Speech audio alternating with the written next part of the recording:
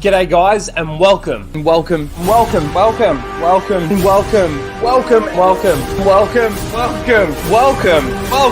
back to Casual Rage.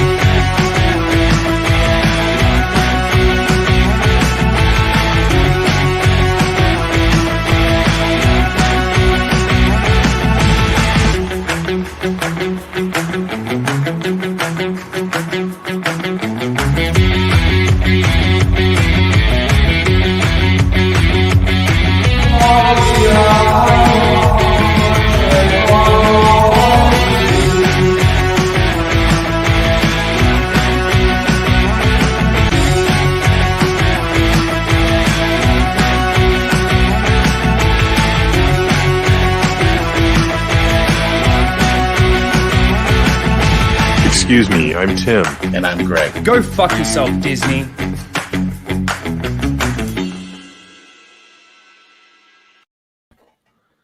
G'day guys and welcome to Casual Rage 55, where we casually rage out about the topics of the week. We are here. We weren't here last week, unfortunately, but we are here this week to try and catch up on a few things.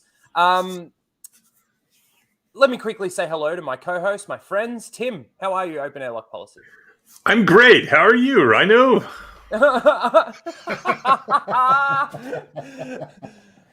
I'm positive. I'm not no negative vibes, bro. It's all positive vibes, man. Yeah, we're not great, but we're doing fine.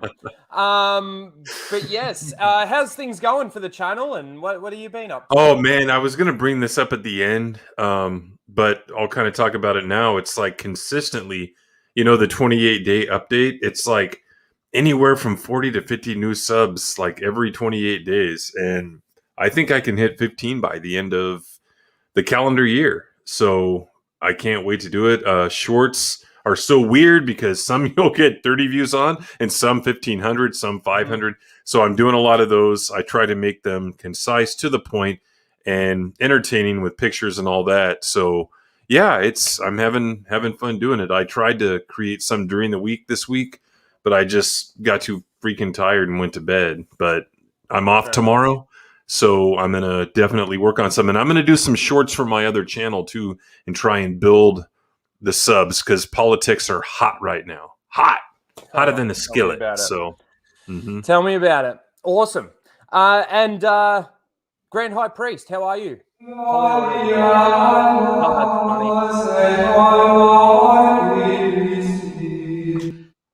Good evening, brother. Much like Tim, I am in a fantastic mood. We're all in a shitty fucking mood. Hopefully we'll get a few trigger moments tonight. We're going to fake it, though. How have you been? I'm shit. I'm going to go on a real quick rant right away. Go. So today, around 4 o'clock, lost power.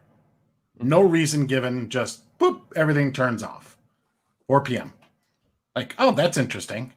Well, I guess I can get out of my car and out of my garage and go somewhere if, you pull the release thing to detach the motor and manual lift it. I'm like, I don't know how long this is going to last. I'll just wait it out. So get on my app and report the outage through my, local utility company's app, and they have come back with some information. It'll be about 6:30 or 6:15 when the power will be back on. But it says reason or cause for the outage, like unknown. I hate when they do that. I'm like, motherfuckers, how can you give me an estimate if you don't even fucking know what happened? And then here's where the rant really gets me pissed off, right? So I'm trying to figure out, because I'm just bored out of my fucking mind. I'm sitting there by flashlight because it's getting to winter now and fucking It's freaking 4:30. Gen Zers that can't do without their devices. Yeah, fucking 4:30 at night, and it's fucking dark, and my computer's off, and I don't know what to do with my life. And so I go and I'm like, all right, I'll take a look at local news. Local news is the most worthless thing run by the most worthless people on the planet. Like Lucasfilm is run better than your average local news thing. You know what every local news report had? The same information the fucking like they went on the WPS app and like cut and paste. Fuck you. Welcome you to the your media. Fucking license. That's what they do. When their FCC license is coming up and there's public commenting, I'm going to comment against every single one of them. None of them should have the broadcast licenses. They're worthless and the bandwidth is wasted. But that's what they do. Unless they want to control the narrative, they'll just take the information from somewhere else and tell the truth. But if they want to control it, they don't look at the science or anything. They just make it up. Yeah. Well, tune into your local news so you can find out, 18 minutes on the Packers, 10 minutes on the fucking weather, and 2 minutes about world events. So fucking what really cheesy happened, Rick? Fucking losers.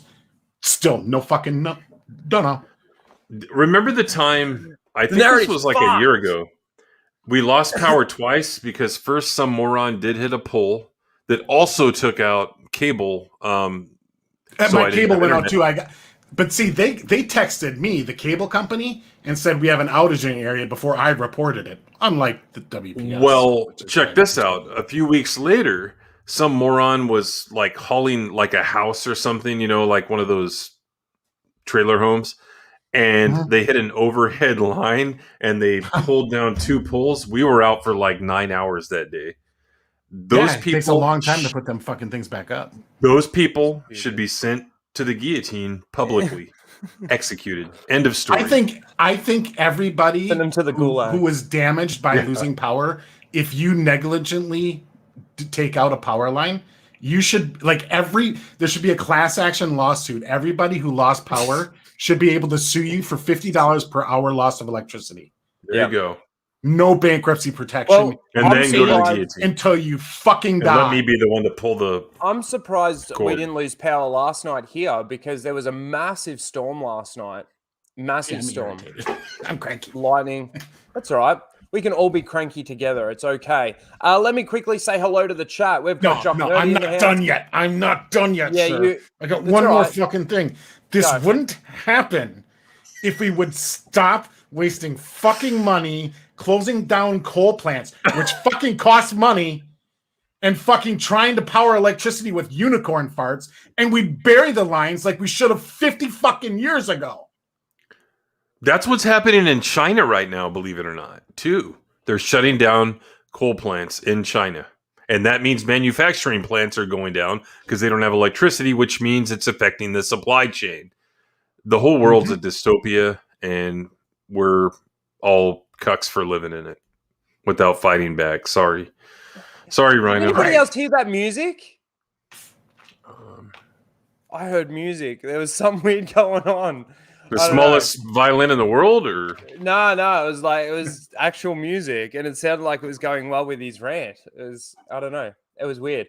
Anyway, so we got Jock Nerdy in the house. How righteous I am. Trey Courtney. We've got GB Luke. We've got Open Airlock Policy. Who else? We got Blake in the house. We got Timon in the house from Brazil, as Tim likes to say. We got Trillium. Tehelim. No, Trillium. There's no we Trillium. keep saying Trillium. Metalong's here. Alex is here. E. Clay Thomason is here. All the members are coming out tonight. We got the Senate in the house. We got the King himself in the house. Have you been here before? I'm trying to recognize your name. Well, he's welcome either way. Exactly right. That's absolutely. No, please don't leave. No, we're welcome, of course. Zacharat is in the house. We had a super chat, which I I don't know if you What's up, saw it, Ryno? but- This money is for your Omega Black Series funds. Wouldn't want your Funko Pop. Get Oh yeah, I going. saw that the other day. Yeah, I saw it too. Thank you, Jedi Luke, for that $5. See, guys, But this is what you're doing when you go out there and you buy the expanded universe Black Series and all that. You're helping them make the Omega ones. I saw the I Omega mean, one. Yeah, it's true. Well, I said when in the episode when she got her wrist communicator and she found the bow and arrow, the weapon. I go, oh, now her figure is complete. You know, comes with a communicator and a yeah. you know, Jock Nerdy Pacifier, was saying that yeah. I was a little quiet, but I don't know. You sound normal to me, like, well, at least how you always Yeah. sound. Let me put it that way. Yeah. And I talk loud. I always used to get told at work, like I'll be sitting there at my desk talking to a customer, and like my manager can hear me from her office. You have Maltese Yeah. lineage, so Yep. yeah. There was one You don't time, use your arms enough, though. You got to follow your culture. Come on. I'll tell you a funny story. There was one time I would have been 4 or 5 years old, quite young, and my grandpa's cousin owned a farm. So we went to the farm, and it was just my grandpa's cousin and his wife, my grandpa and my grandma, and me and my sister. And we were there, and we were just running around and stuff. And my grandparents and cousins were talking in Maltese, but they were talking really loudly. It like fully sounded like they were having an argument. And I'm sitting there and I'm sort of watching this, and I'm starting to get upset to the point where I actually started crying because they were arguing. And then they came over, they asked me what was wrong. And I'm like, you guys are fighting so much. And they started laughing because they weren't fighting. They were just talking normally. But it was just really fucking loud. Nice. And then Timon with an 5 royals, Yes. I believe that is. Go Greg, go Greg, go Greg, go Greg. That's not quite what No. it says, but we'll give that a pass. And absolutely, and fuck the Snyder Cut and fuck DC. Oh, I was gonna say you gotta like build it up. Like after 3 super chats, then they get it. But we're learning. Yeah, we're getting there. Anyway, look, but actually, before we do actually get into the topics, new merch is out. Just a reminder, you can get this. Nice. It is, you can get your mug if you want. You want to fight, and it's Charles choking me back because, you know, did the bad thing with the animals, and people don't like that. So it's time for the animals to get some payback. But yeah, you can get that on my Teespring store.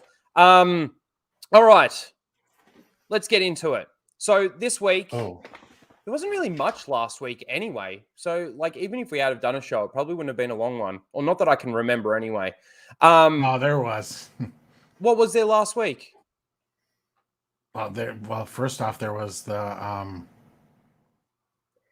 no, Alec Baldwin was after that. Yeah, which we will What get was? into. I don't know. Like we had a lot of topics for Friday night. Friday night, I thought.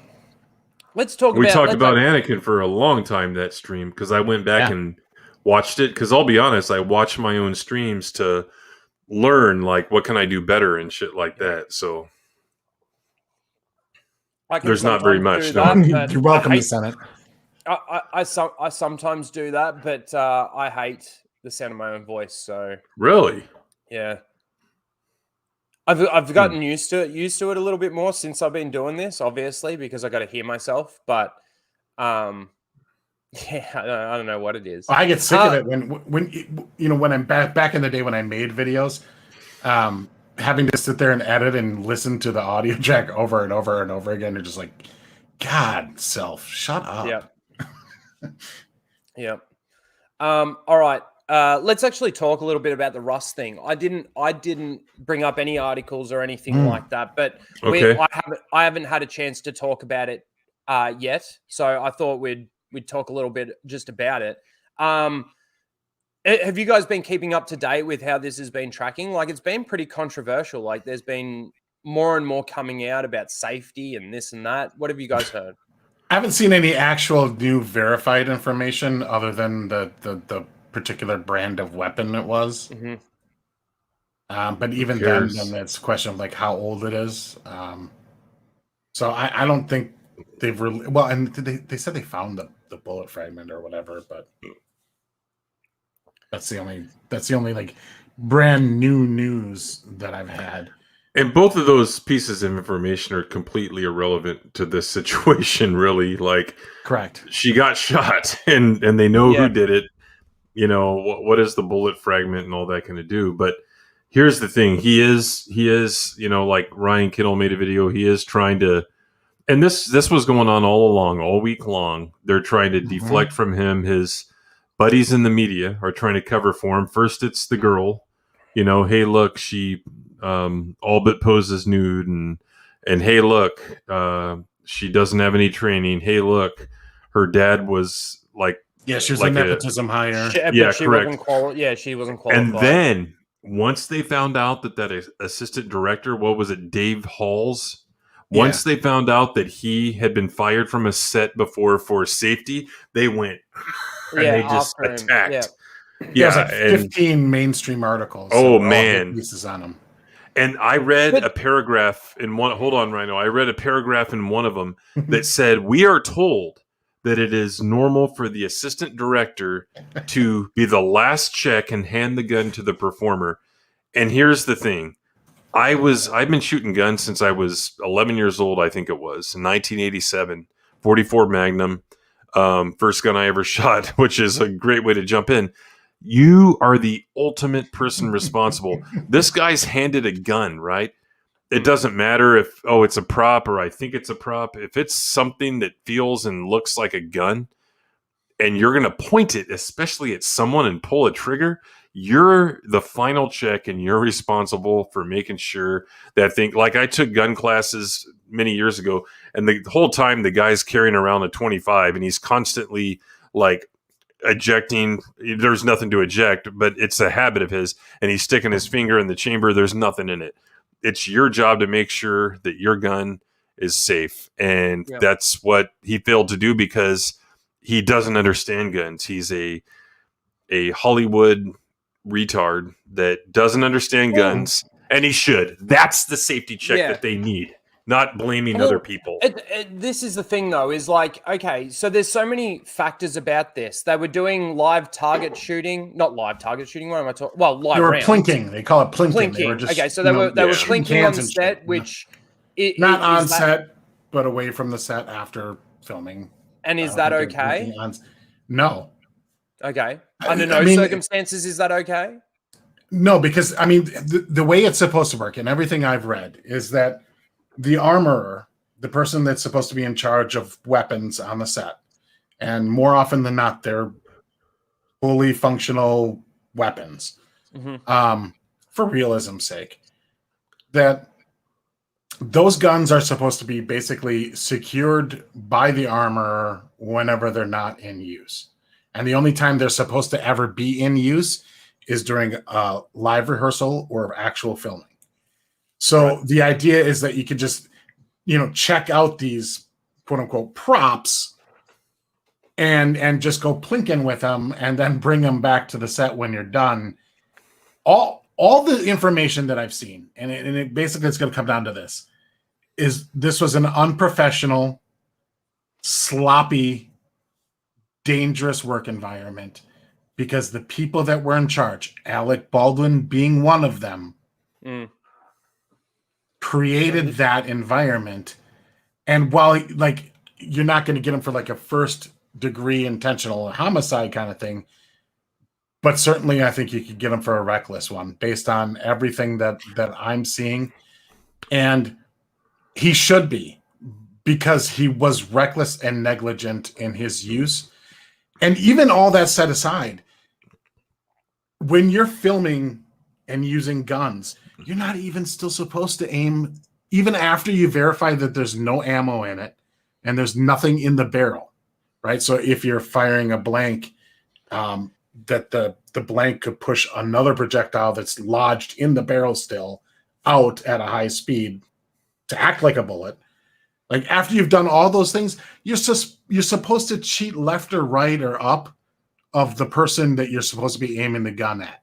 Like, so for example, if you're shooting a Western and you actually like drew a line, like a CSI, like bullet trajectory line from where the actor's aiming to where the actual his supposed target is, it's not the same thing. You're not supposed to aim in. You're still not supposed to aim it directly at somebody.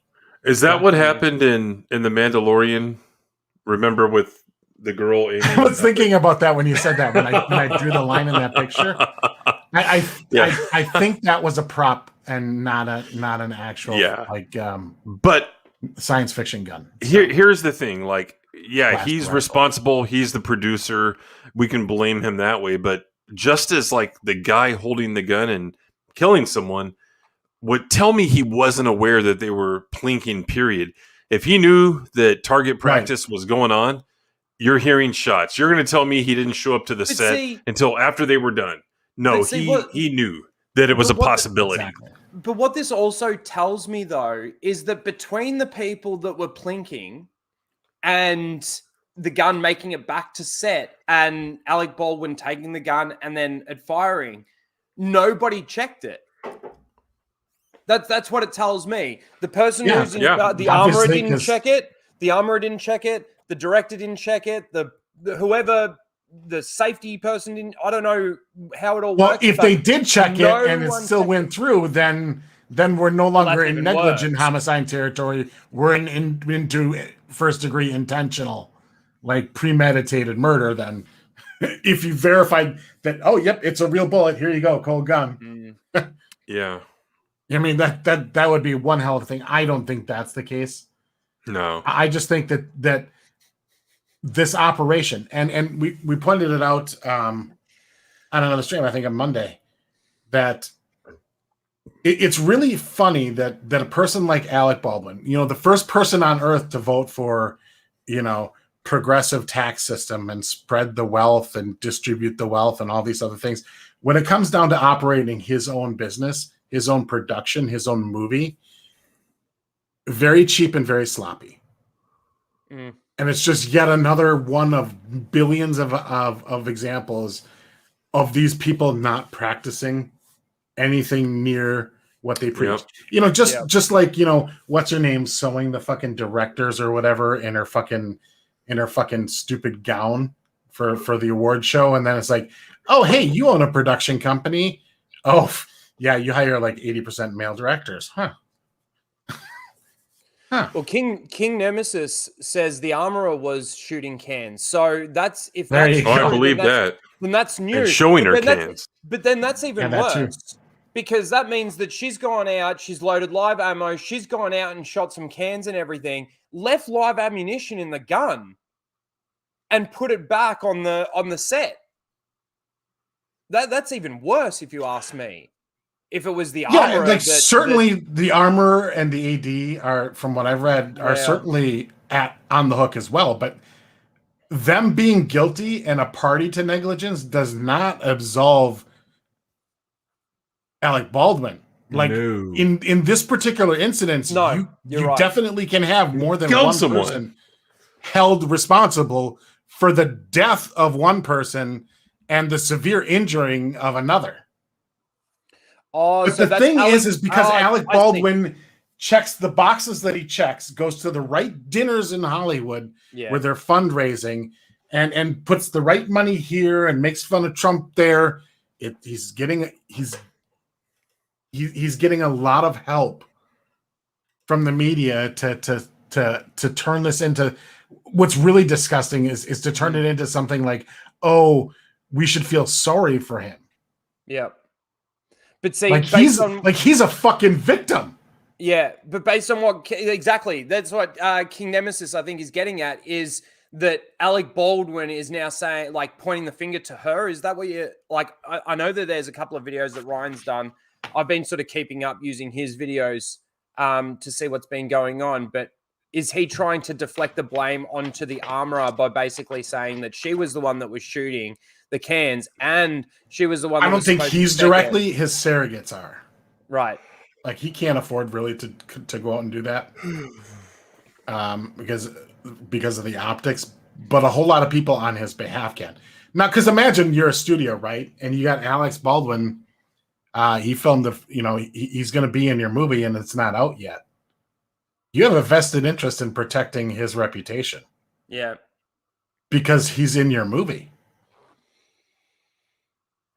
And you also have to remember that he's a Film Actors Guild.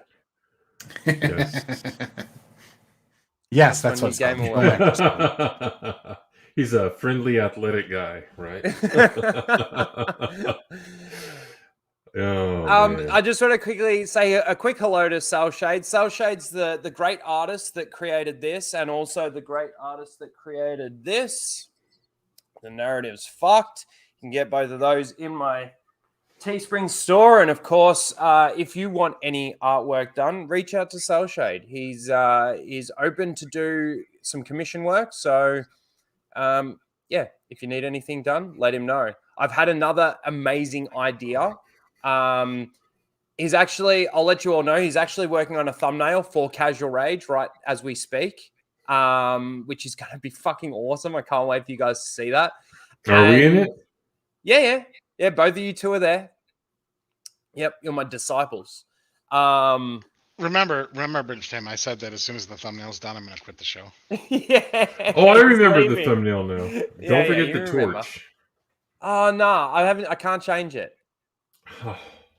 It's too late. It's done. It cost me more to change. Salshade, add a torch to me, please. He wants a torch. He wants to be holding a torch. Because I'm a fire guy. Remember, I burn chairs and stuff. Yeah, we need to do another fire stream. I'm a pyromaniac. But yeah, so Salshade's doing that. But then I've had another awesome idea that I can't wait to. And it's funny because Lethal wanted Salshade to do some work for him. He had an idea and wanted to get some work done. Don't do it. And don't do it. And I had an idea, and I'm like, after you get your thing done, I need to speak to Salshade because I've had an idea. He wanted to know what my idea was, so I told him, and he goes, "That was my idea." So we both had the same idea, so we're going to talk to him at the same time. Anyway, back to it. Either way, this shit on the set of Rust is negligent. It's it just goes to, for me, it sort of tells me these people feel like they're invincible and they're above the law, basically. Or they should be invincible, yeah. You know, that and if let's say Alec Baldwin is the one that should be taking the most amount of responsible for this, and if that means jail time, then it means jail time. That's what it should mean.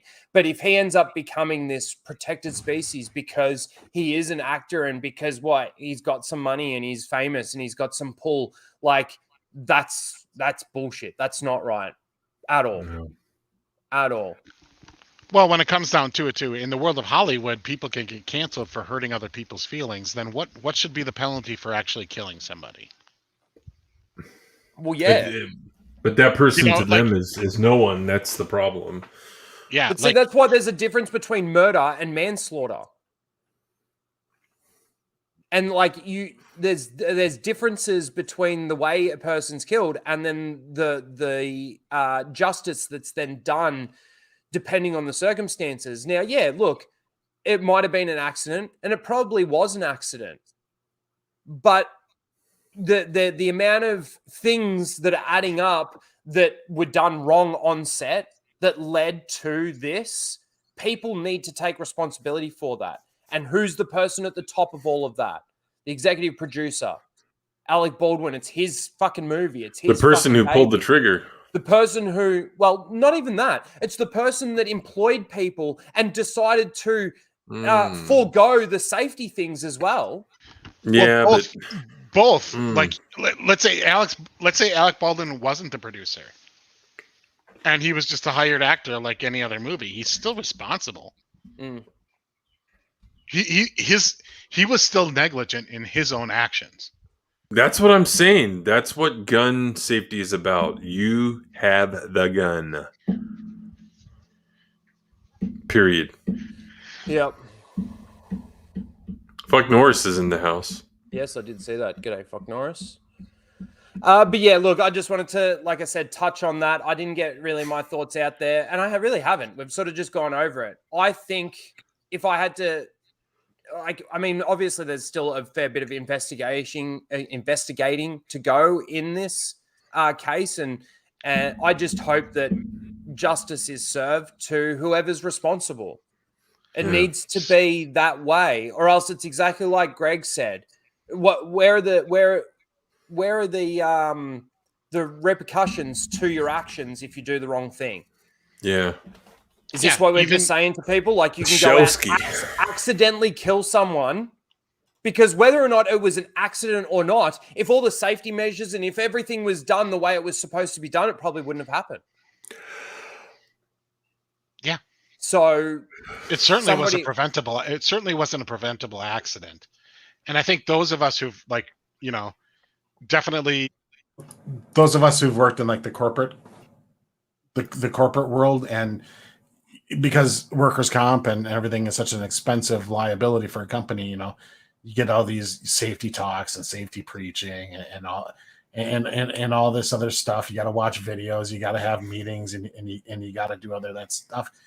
It's because they're held responsible for the environment, and the working environment that could lead to those preventable accidents. But sometimes an accident is literally just an accident. I don't think this is one of those circumstances. This isn't one of those like a weird thing where, you know, they were doing a stunt and the person just fell and on their neck the wrong way. You know, it was this was a very, very, very preventable accident. Yeah. 100%. And the fact that you didn't take steps to prevent it, this means you're negligent. I mean, that's how the law typically works. Yep. We'll see if it plays out for him. I'm kind of thinking it won't. What do you think the outcome's going to be? Who do you think is going to end up be the one that takes all the responsibility? Do you reckon it's going to be this chick, the armorer? I think the Biden administration is going to give him $400,000 and say, "Don't worry about it." What's the jurisdiction going to be in New Mexico? If it, I would imagine if it's a crime. Okay. Mm-hmm. That's what it all depends on, guys. Like we can't speculate on that until we know that. And you know how things are. Well, this is the thing. Like, there's actually conspiracy theories behind the Brandon Lee shooting on set, whether or not that was intentional or not. What are you laughing at? Stunning and brave. This is the origin of the armor in Mando. Perfect. You know, no wonder she can kick so much ass. Yeah. I kind of believe it. Yeah, I mean, you had like Super Trooper Cara Dune, and you know, and Mr. Invincible armor, and the Invincible robot, and the badass dude in charge of the armor's got. They were all running away from a group of stormtroopers that armor lady just took out with a hatchet with like barely any effort. But they ran. Like, you know, that's a season 1 Mandalorian thing, and it always comes back to the Mandalorian, especially in this show. Yeah. But I've been saying for, you know, before season 2 came out, like the last 2 episodes of season 1 are some of the dumbest writing like ever on TV. Let's talk about you know, Saturn award winning Mandalorian. Like, what a worthless paperweight award that is. It fucking gave Rise of Skywalker a fucking Saturn award. That's one of these. It's one of these. It gave Rise of Skywalker and J.J. Abrams Saturn awards for Rise of Skywalker. Craziness. Anyway, I do want to talk a little bit. It's like 2 years late. Sorry, Ryno. Did they skip Saturn Awards last year? Or I assume they probably did due to COVID, and like, what were they going? There are no movies out anyway. I think like I don't even know why you have the Saturn Awards when so few movies were actually released in the last year and a half. Like, you're up against, like, congratulations, you got nominated. Well, every science fiction movie did, because there weren't that many There weren't that Yeah. many made. And it's all about the Prometheus Award, created by L. Neil Smith, anyway. The Libertarian Science Fiction Award. All right, what have we got here? I just wanted to show you this because it's another little awesome thing that's been made by some of the people out there. This was done by Mr. Bug, and it's a full Aussie thing, but I just wanted to show it because it was cool, and he put it on Twitter, so... Is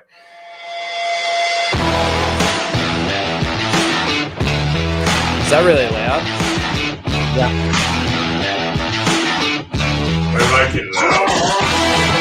I can't change it now. Blow your eardrums.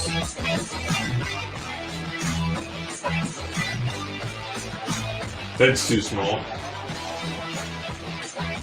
I like that. Where can I play those drums? Was that looks like super loud? Yeah, but I like it loud. Kiss, 1981. Yeah, that was pretty cool. Thank you, Mr. Bug, for that. Mr. Yeah, Bug? Mr. Bug. Like Bug from like Uncle Buck. Remember that character? Oh, yes. Bug. Yes, I do. Is that the? I had is a that big crush on the Is that girl the in that teenage movie. girl's boyfriend? Yeah. Yeah. Oh yeah. I had a Oh, big rock crush like on the that. girl. Yeah, so did I. Oh, yeah. Kind of just a badass type of girl. Yeah. Mm-hmm. All right. Over the last couple of weeks, there's been He does that stuff. What? Nothing. Over the last couple of weeks, there's been a fair bit of shit going on with Dave Chappelle. If you haven't heard, then where the fuck have you been? Well, yeah, the Dave obviously- Chappelle story has lasted longer in the news than Afghanistan. So And It's crazy, isn't it? So yeah, Dave Chappelle, obviously he had his special. There was the protest and the walkout, Yep. which I'm sure most of you saw. I find it funny in that video, the chick that's standing in front of him like this, I think it's a chick. Fuck, I don't even know. But like, you know, the person standing in front of him like this, like, what are you trying to do? What are you actually trying to achieve? Like by doing what you're doing. And then, you know, there's the person that breaks the sign and then he's got a weapon. Like, man, talk about crying victim. You know, we always talk about how they swing things, these activists, these SJWs, whatever, they swing things to make themselves the victim. That was the perfect prime example of exactly that. I'm going to break your sign, so now you've got a stick, and then yell, he's got a weapon, he's got a weapon. Like, you couldn't have scripted it any better.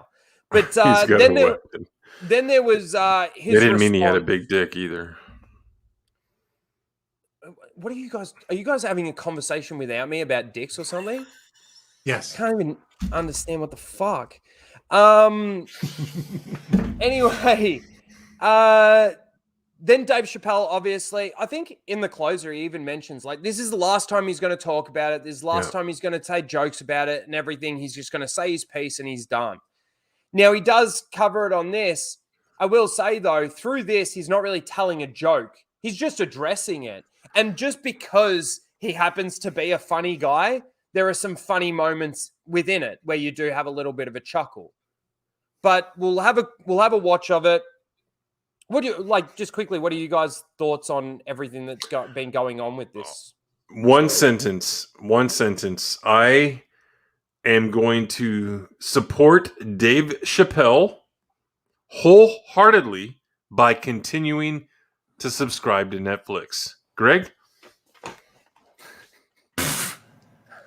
All right. Enjoy your Cuties 2 and Cuties 3 and Cuties 4. Yeah. Apparently, you can't find cuties. Even if you search for it, you can't find it. I hashtag fuck Dave Chappelle. Why? Hashtag fuck the Snyderverse. Fuck the Hashtag Snyderverse fuck the and haircut. fuck everything. No, explain this new hashtag, please. I'm not interested in his comedy. He's not on my side on 99.99% of the issues. I don't give a fuck if somebody in Hollywood agrees with me on a particular subject. I just don't care. I'm done lionizing these people because they're just going to disappoint you in the end.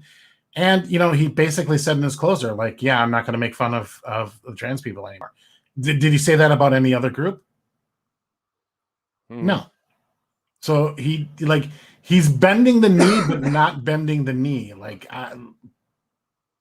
sorry, that doesn't earn me that doesn't earn anything with me.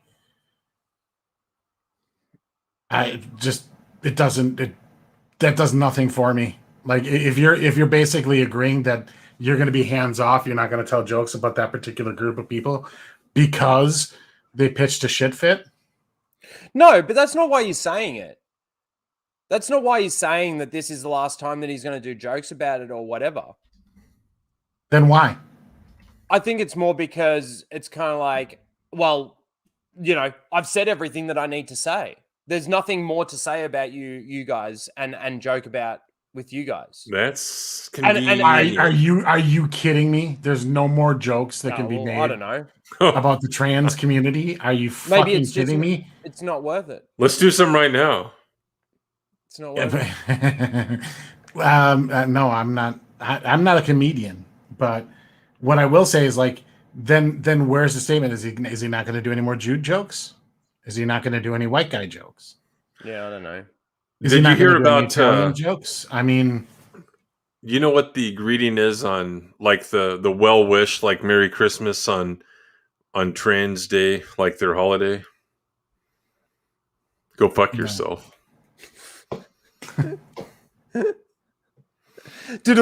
Cancelled. Oh, there's another one. See, Dave Chappelle, you're wrong. There's more out there.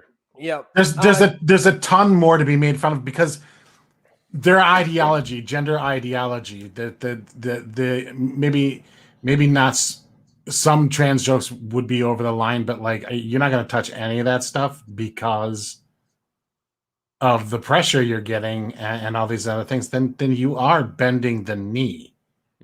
You're just saying fuck you and then bending the knee. And, to put out this list of like I'm willing to talk and everything. Like, no, I'm sorry. That doesn't win any points with me. And it's not like it's not like he's standing up for anything like conservative or right leaning or anything.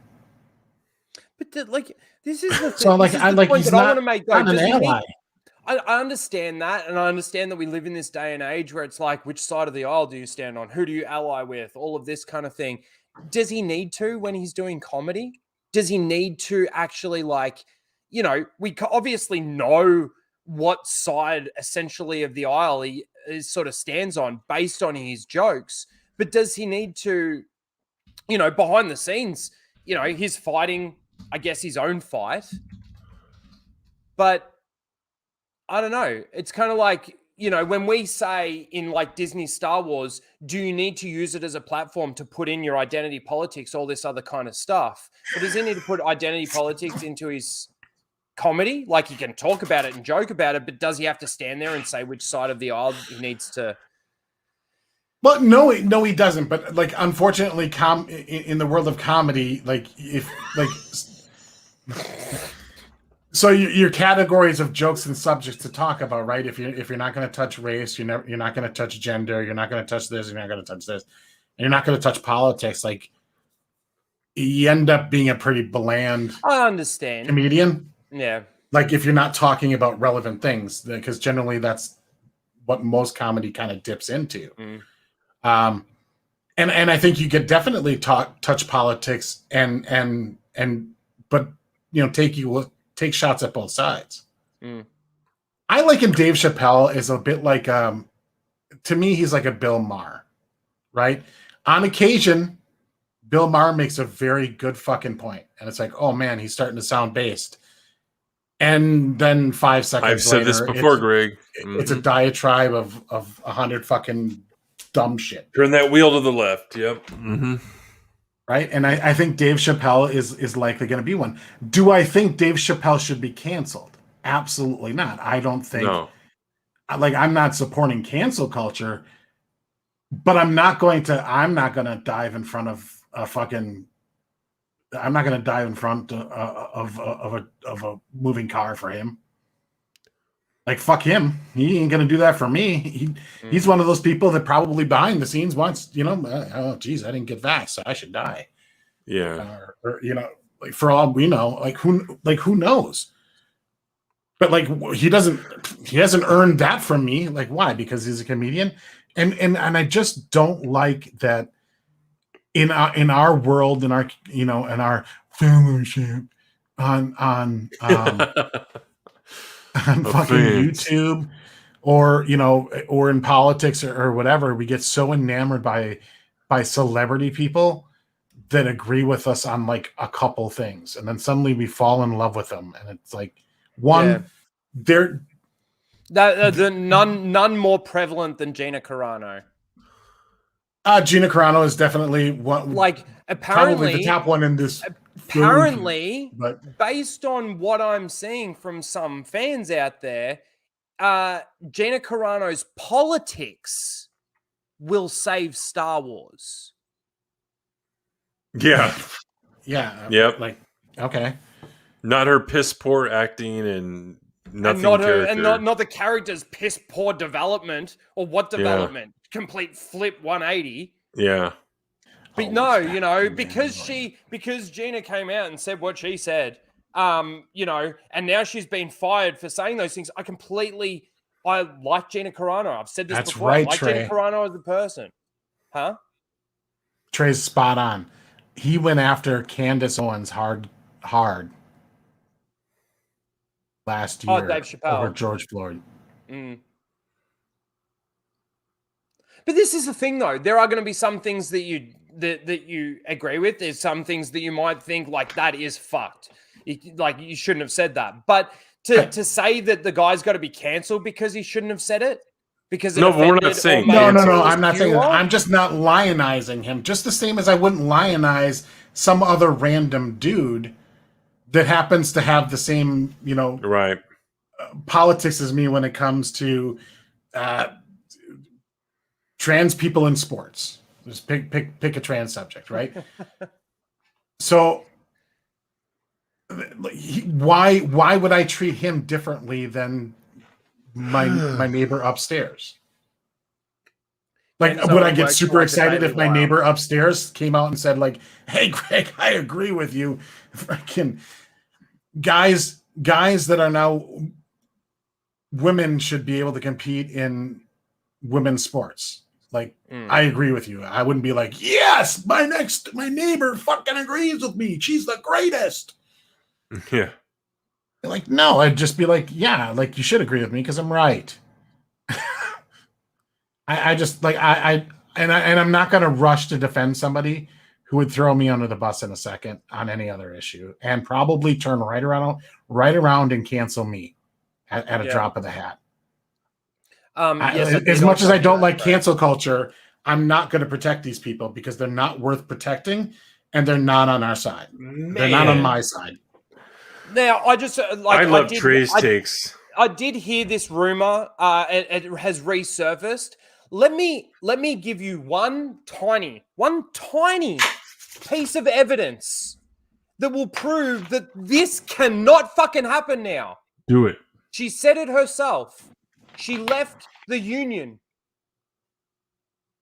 She can't even be employed by Disney because she's not even a part of that union because she won't push vaccines. Correct. She is now not, she could later cave and rejoin the union. I guess theoretically she could, but she's working on she's this a thing scab with Daily now. Wire. Like, and even if let me paint a whole new picture. Yeah, let's say she is in talks to go back to Star Wars. Firstly, if she caves and goes back to Star Wars, she loses all my respect, all of it. She didn't. Okay. She did. She stood up and fought and all this kind of stuff. But now the money has come back, and they've apologized to me for firing me publicly on Twitter and because of my abhorrent, fucking whatever the word is. Abhorrent. But let me ask you this. That's one thing. I would lose. I would all the respect that she got. If she goes back to Star Wars, she loses it all. But let me ask you this. Hold on a second. Secondly, if she does go back, how is her going back to fucking the role of Cara Dune going to fix the fucking writing? going to fix the law breaking? Yeah, like There's never going to be a Mandalorian season 3. Oh, apparently they've already started shooting. Bullshit. So maybe there is. There's some image, but I don't think it's not even going to be the but... same story. If there is going to be a Mandalorian season 3, it's literally going to be Bo-Katan trying to get the Darksaber off fucking the Mando. That's it. And you're gonna have cameos everywhere. You're gonna have little bits of law breaking, like hyperspace from atmosphere, or they might bring back tracking fobs for a little while. Still probably give you no fucking explanation. Well, let me ask you this. So didn't she cancel production? I don't know if they suspended it or canceled it entirely on that. What was it called? That trucker movie. Truck fucker movie. Because they had to... It's something to do with COVID, right? Like... Yeah, she did not want to... So basically the trade unions and everything were coming down with like the COVID protocols, and part of it was going to be a vaccine mandate. And she's like, well, I don't want to work under those conditions. And well, according to her statement, she said she didn't want to enforce those others to work under those conditions because she's opposed to the mandates. So they scrapped that whole thing because and I'm guessing this is not what she said, but because the screenwriter and everything were all, guild members and such, that they probably couldn't go through with it on a non trade union production. Yeah, so they had to travel to a whole state where they didn't actually have the mandates in place. They had to change the movie that they were doing.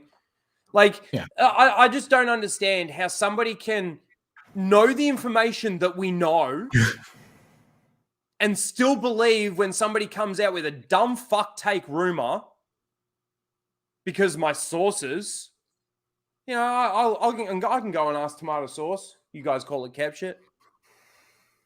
Fucking, I don't know. You guys saw my new thing, right? Anyway, we went to Star Wars. We need to talk about Dave Chappelle. What new thing? At the end of my Lord of the Rings short, Trey loved it. I can do it right now because you said the word. Let me see if I can do it. But my sources! Yeah. I thought that. I like the way you end some of those shorts, because it's just like you do something like that and it just ends. Yeah. All right, let's this is obviously Dave's reply back to everything that sort of happened. I think most people have seen it. It's been said in the press that I was invited to speak to the transgender employees at Netflix, and I refuse. That is not true. If they had invited me, I would have accepted it, although I am confused about what we're speaking about. I said what I said, and boy, I heard what you said. My God, how could I not? You said you want a safe working environment at Netflix. Well, it seems like I'm the only one that can't go to the office anymore. It's an interesting statement, because basically what? Is he going to go in there and just start pointing out all the trans people and calling them names in the office? Like, what is a safe workplace for these people? Do you want to be segregated? These people, his existence is damaging. Violence. Yeah, violence. Is violence. Like, it triggers them because his presence would then remind him of the things he said, and then that's some form of assault somehow. Oh, shit. Stupid. Sorry. Before I started playing this, I actually wanted to just catch this Streamlabs tip from Jock Nerdy for $10. He says, did you know Fuck Norris was bitten by a cobra? After 5 days of excruciating pain, the cobra died. Thank you, Jock Nerdy, for that $10. Appreciate that. He thinks that Fuck Norris is Chuck Norris. Yeah. But Fuck Norris is better than Chuck Norris. Yeah, because he fucks. All right. And because he's our member, yeah. Yeah.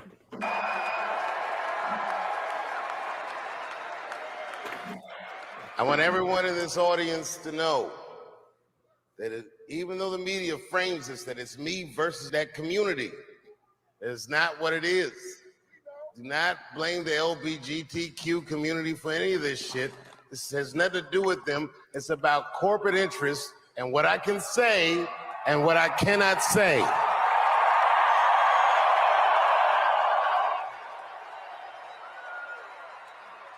For the record, and I need you to know this, everyone I know from that community has been nothing but loving and supporting. So I don't know what all this nonsense is about. In summer 2020, when the whole world shut down, I was outside doing shows. My neighbor had a cornfield and he let me throw shows there, and people came from all over the country. Some people came from around the world to see those shows. The best comedians on earth came to my home and broke bread with me. And we lived our lives. We found a way to keep moving forward. I made a whole documentary about it. The first night of those shows was a piece that some of you might have seen. It was called 846, and it dealt with the murder of George Floyd. Go to the second bit. And now, today, not a film company, not a movie studio, not a film festival, nobody will touch this film. Thank God for Ted Sarandos at Netflix. He's the only one that didn't cancel me yet. Okay. I get what Greg's getting at now. Elaborate. He's turning cancellation into victimization. There's a difference. They're not going to publish my George Floyd documentary because of cancellation. Look at him. Look at him right there with his sinking head and stuff.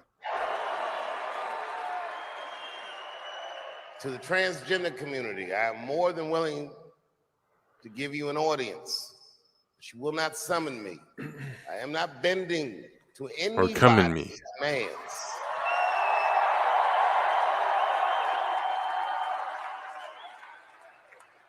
And if you want to meet with me, I'd be more than willing to, but I have some conditions.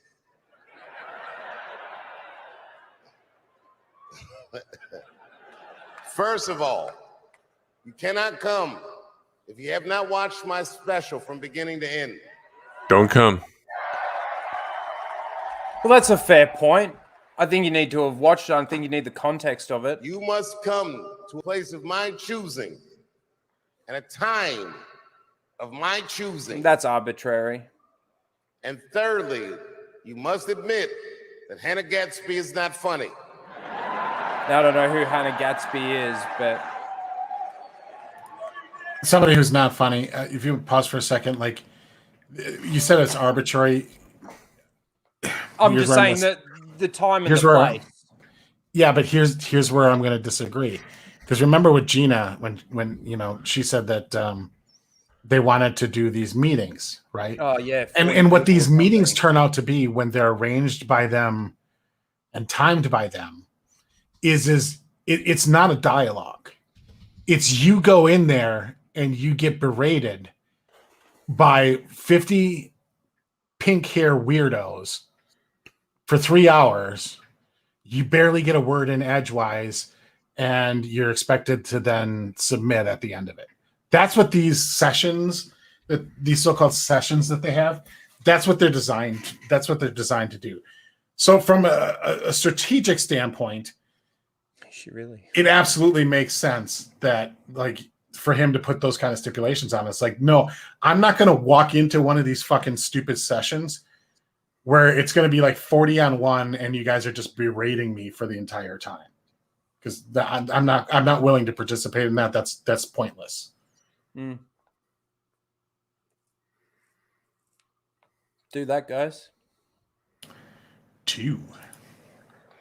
I desperately want people to see this movie, but I understand why investors would be nervous. Since nobody will touch it, I'll tell you what I'll do. I will make it available for all of you in 10 American cities, going on sale in the next few days. you will be able to see this movie in its entirety, and you can see what they're trying to obstruct you from seeing. And you can judge Buy for my yourself, stuff. but you cannot have.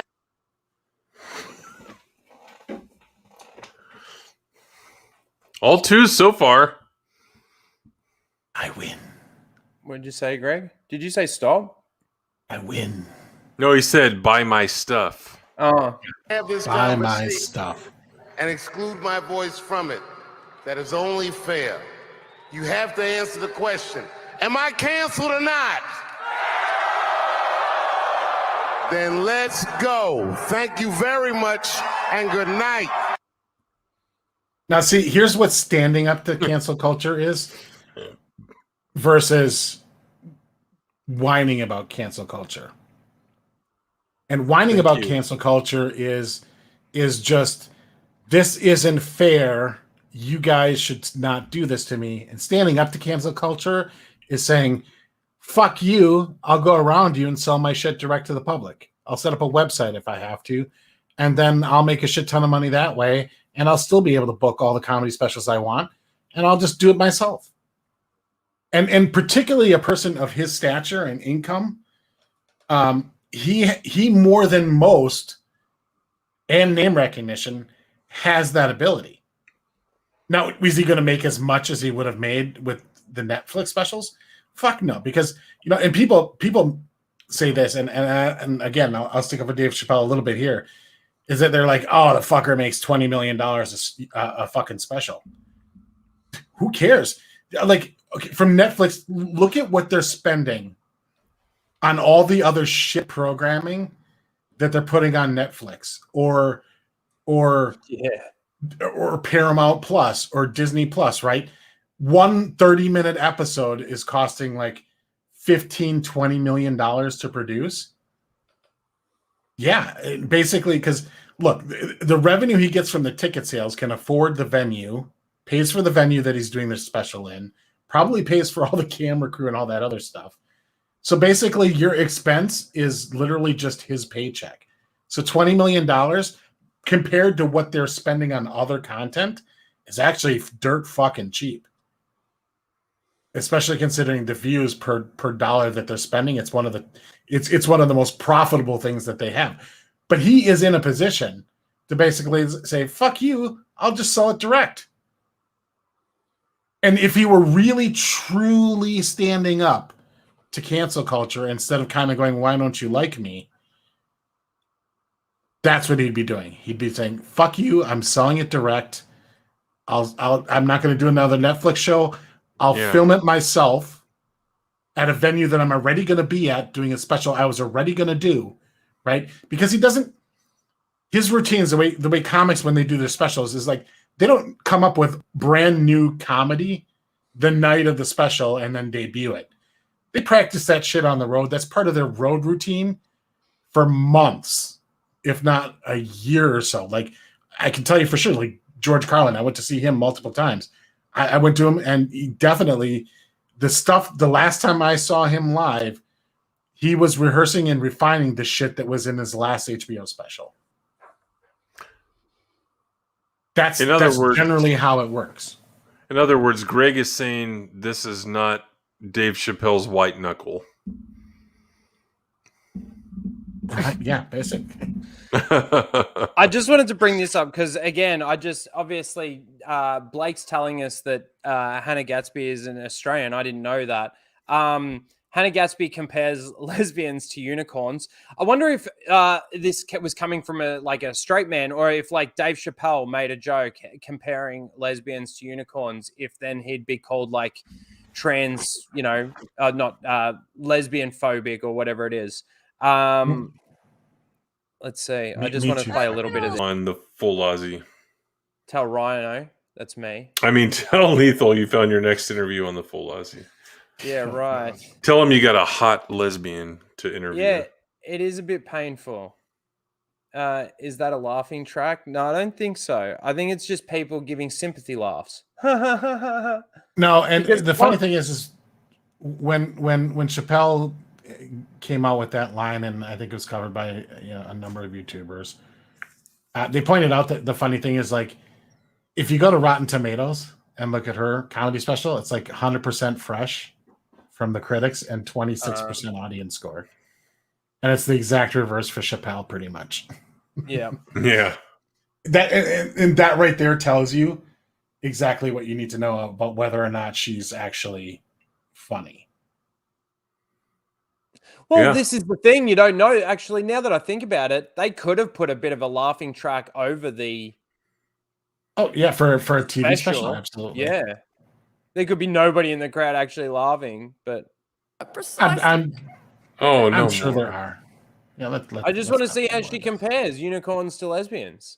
I want to see where I'm the not joke is interested. in that. Sorry, guys. I see where these guys is coming from. We're not watching any more of that. She's fucking stupid. No, she legitimately Thank is. you. In is my not living funny. room, watching my TV. I found my people flaunting their dicks and their boobs and everything all over the TV. And the specters. Ugh. Yeah, garbage. Ugh. All right. Because we hadn't talked about Star Wars enough already on tonight's stream, I thought we could talk a little bit about Star Wars. What? What are you laughing at? I see what Tim. You guys are fuckers. You guys are fucking with me tonight. No, we're not. No, the chat is on fucking fire tonight. You're awesome, Yeah, chat. That's all The I chat can is say. making us laugh. Okay, Yeah. good. All night. Which is good. All You guys right. are stepping up. We told you we're all cranky, and you guys are bringing your A game. Thank you. Yes. Thanks for making me cranky again. I just remembered I'm cranky. Damn it. All right, you need the article? We are going to get to that. Before we get to that, I just wanted to bring this up really quickly. So I just wanted to, obviously there was a bit of news this week revolving around Kathleen Kennedy. Now, some of her words weren't directed at Star Wars per se. There is a little bit to take out of it in regards to just how she thinks, and we will get to that. But it just got me thinking also with the Anakin news coming to Ahsoka, and we will talk a little bit more about that very shortly too. And of course, we've got the news that Anakin's going to be in the Obi-Wan series for the rematch of the century. I just find it funny how Star Wars has now just become a nostalgia bait thing with no heart or soul, hence the title Star Wars Nostalgia at the end there. Star Wars Nostalgia with no heart or soul. And just to think, like, remember, Greg, when we were sort of roughly working out the amount of fans that there were, or Star Wars fans that there were? You know, we could never really work out an exact figure, but we sort of sat there and, you know, thought it had to be at least in the millions, right? Well, yeah. So, I mean, if you take the worldwide box office of, say, Force Awakens, right? You know, we'll just say 2 billion. It's a good one to take. take. More than 2 billion, right? Yeah. So divided by 10 gives you 200 million. 200 million. 200 million tickets. So 200 million tickets sold. Let's say everyone saw it twice. So you got 100 million. Yep. 100 million fans. Let's just use that as a thing.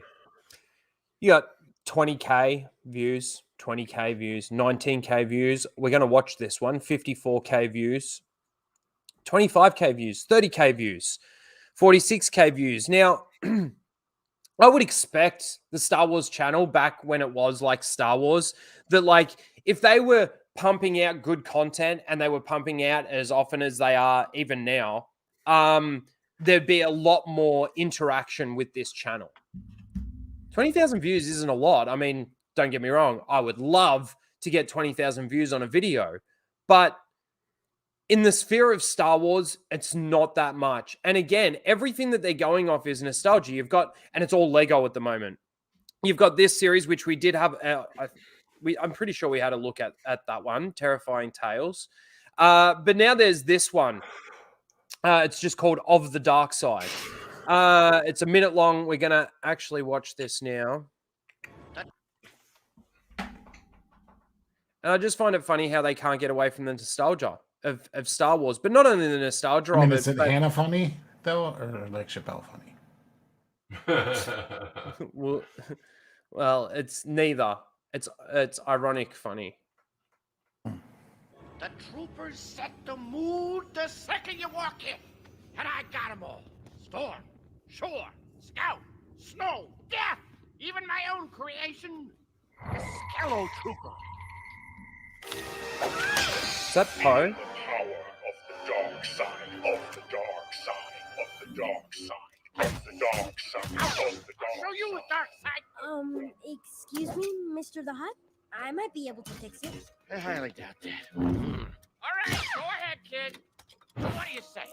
Ready to be Castle Vader's official spokesman? You see what I did with your name there? I put the Poe in spokesman. Feel the power of the dark side at the Empire Emporium now open. Wow. All right. Wow. That's Notice what it how looks much like I inside laugh. of Dave Filoni's brain. They probably thought they were probably like on the floor laughing. Uh-huh. Wow. And, Yes. like, I don't even know Sentinel, if you're not kids would wrong. find That's that funny. fucking sad. It's just stupid.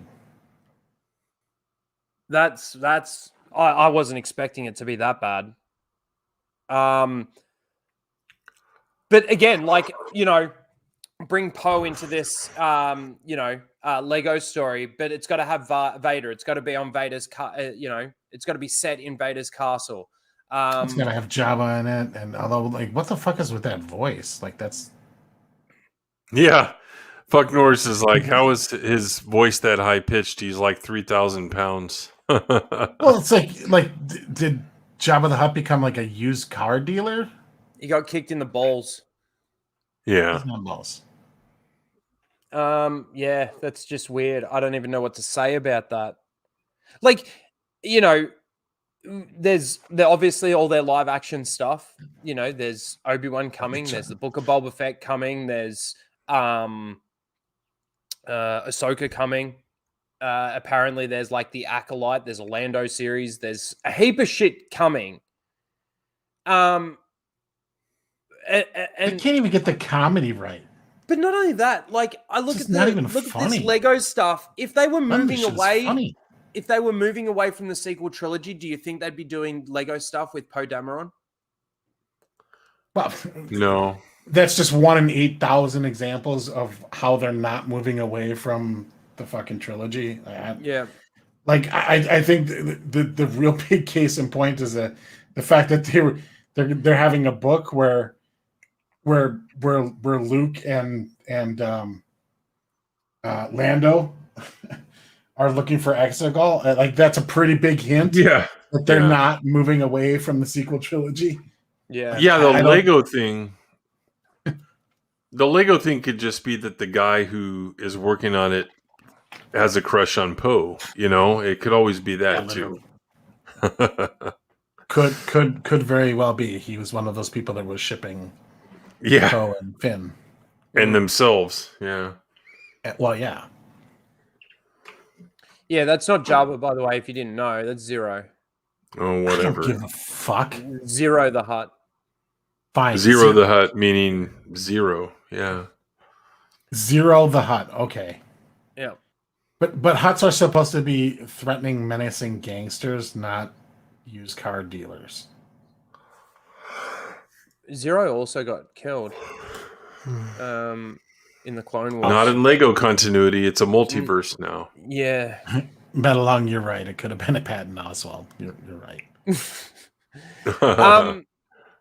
All right, Where's Gad in this? What's his voice role? Josh Gad. Yeah. Josh Gad, because he's the MC of all things Star Wars these days, so he's got to have some fucking because he played the fucking most annoying character in Frozen. Also, just That's his big accomplishment. Just think about this for a second. The Star Wars YouTube channel has 3.58 million subscribers, and it's getting roughly like 20,000 views a video. Yeah, like You know, like Ryan right- Kinnell gets yeah, right. 20,000 views in 10 minutes on Yeah, one of his Yeah, videos. exactly. It's like, what the That's fuck? exactly the comparison I was about to make. you know, Ryan puts out a video and it'll surpass that in 24 hours. Usually in an hour. Sometimes it's like boom. Yeah, it's fucking. Well, why do you think corporate media is trying to chase independence off this platform? Yeah. Yeah. Like, you don't think there's a reason? Like, very true. We ain't going competition.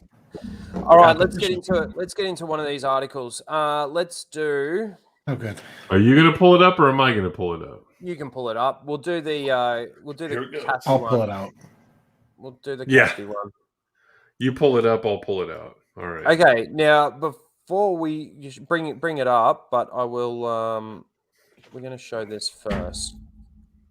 The little clip that was taken.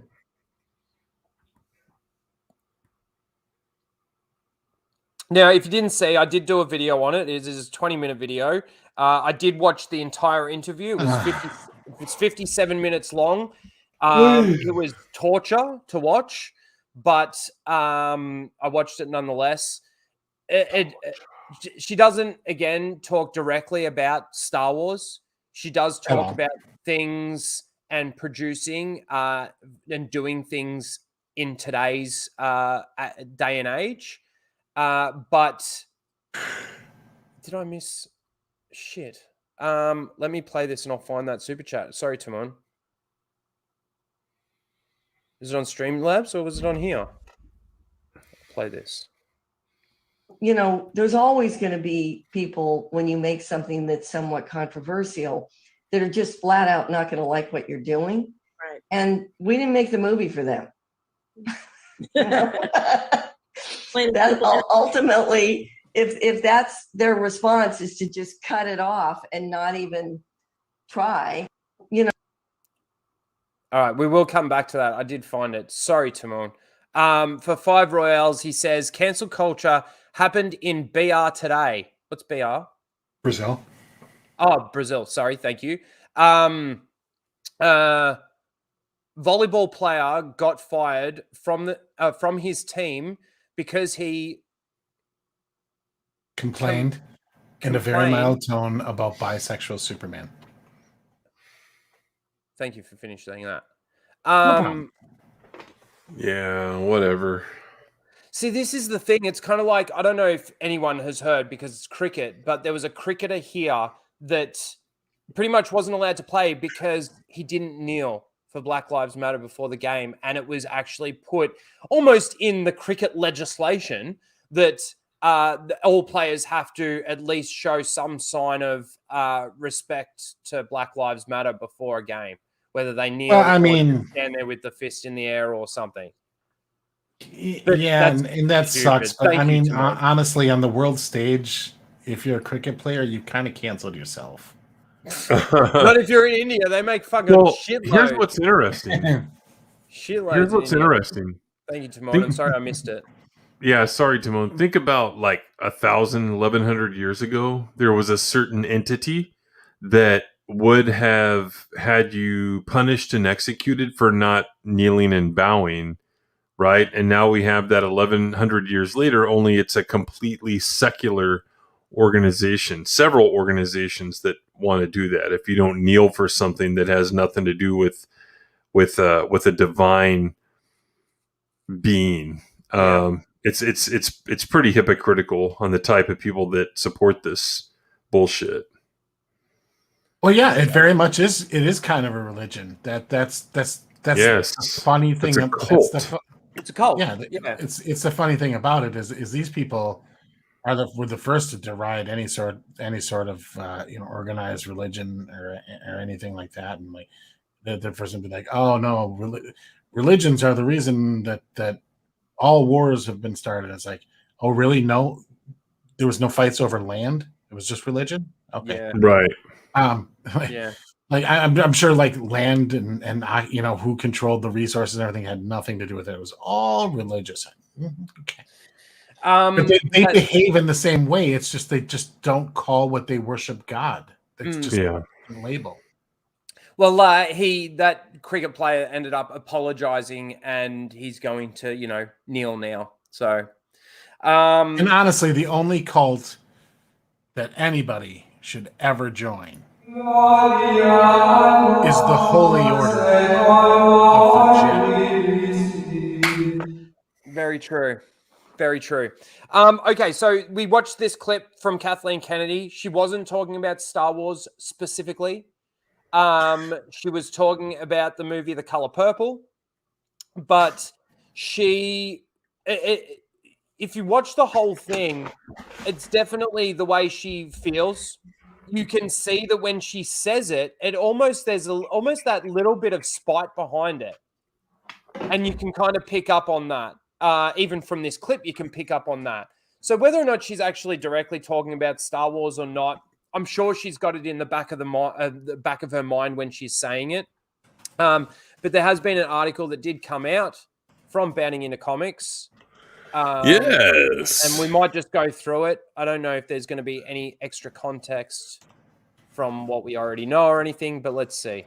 Yeah, let's do it. And let's start off with the picture. Kathleen Kennedy laughs at critics, says, "We didn't make the movie for them," by John F. Trent. Lucasfilm president Kathleen Kennedy recently did an interview where she laughed at critics and definitively declared, "We didn't make the movie for them." Photo credit here. Kennedy did an interview with Tia A. Smith. Oh, I thought that was the lead singer of Living Colour. I guess I was wrong. The CEO and executive producer and director of Talented Soul Productions, that was uploaded to the Producers Guild of America YouTube channel. After a somewhat lengthy discussion at 57 fucking minutes, yeah, I think so, on the Steven Spielberg directed film The Color Purple, which Kennedy produced back in 1985, Kennedy pivoted to criticism in general she has received outside of that film. Smith asked Kennedy regarding The Color Purple, "How did you deal with the criticism? Because, of course, there were the talks and the opinions of, look at how black men are being portrayed. Can we get out of this era? Black people have done so much. Why tell this story? How did you, as a producer, deal with that kind of criticism that we know can be extremely weighty because of the context?" As part of her answer around the 21-minute mark, Kennedy specifically addressed The Color Purple, saying, "I don't think any of us, as I recall, felt a real need to have to defend what we had done. We had all made that decision a long time ago about how each of us personally were getting involved in this and committing to making this movie and telling this story." It's almost like the interviewer herself had a problem with it more than like people are saying. I kind of was watching your video, Ryno, and just, I don't know, I could tell she kind of didn't like Kathleen Kennedy. She then clearly pivoted to speak. I think that the interviewer praises Kathleen Kennedy and completely agrees with her on a lot of shit.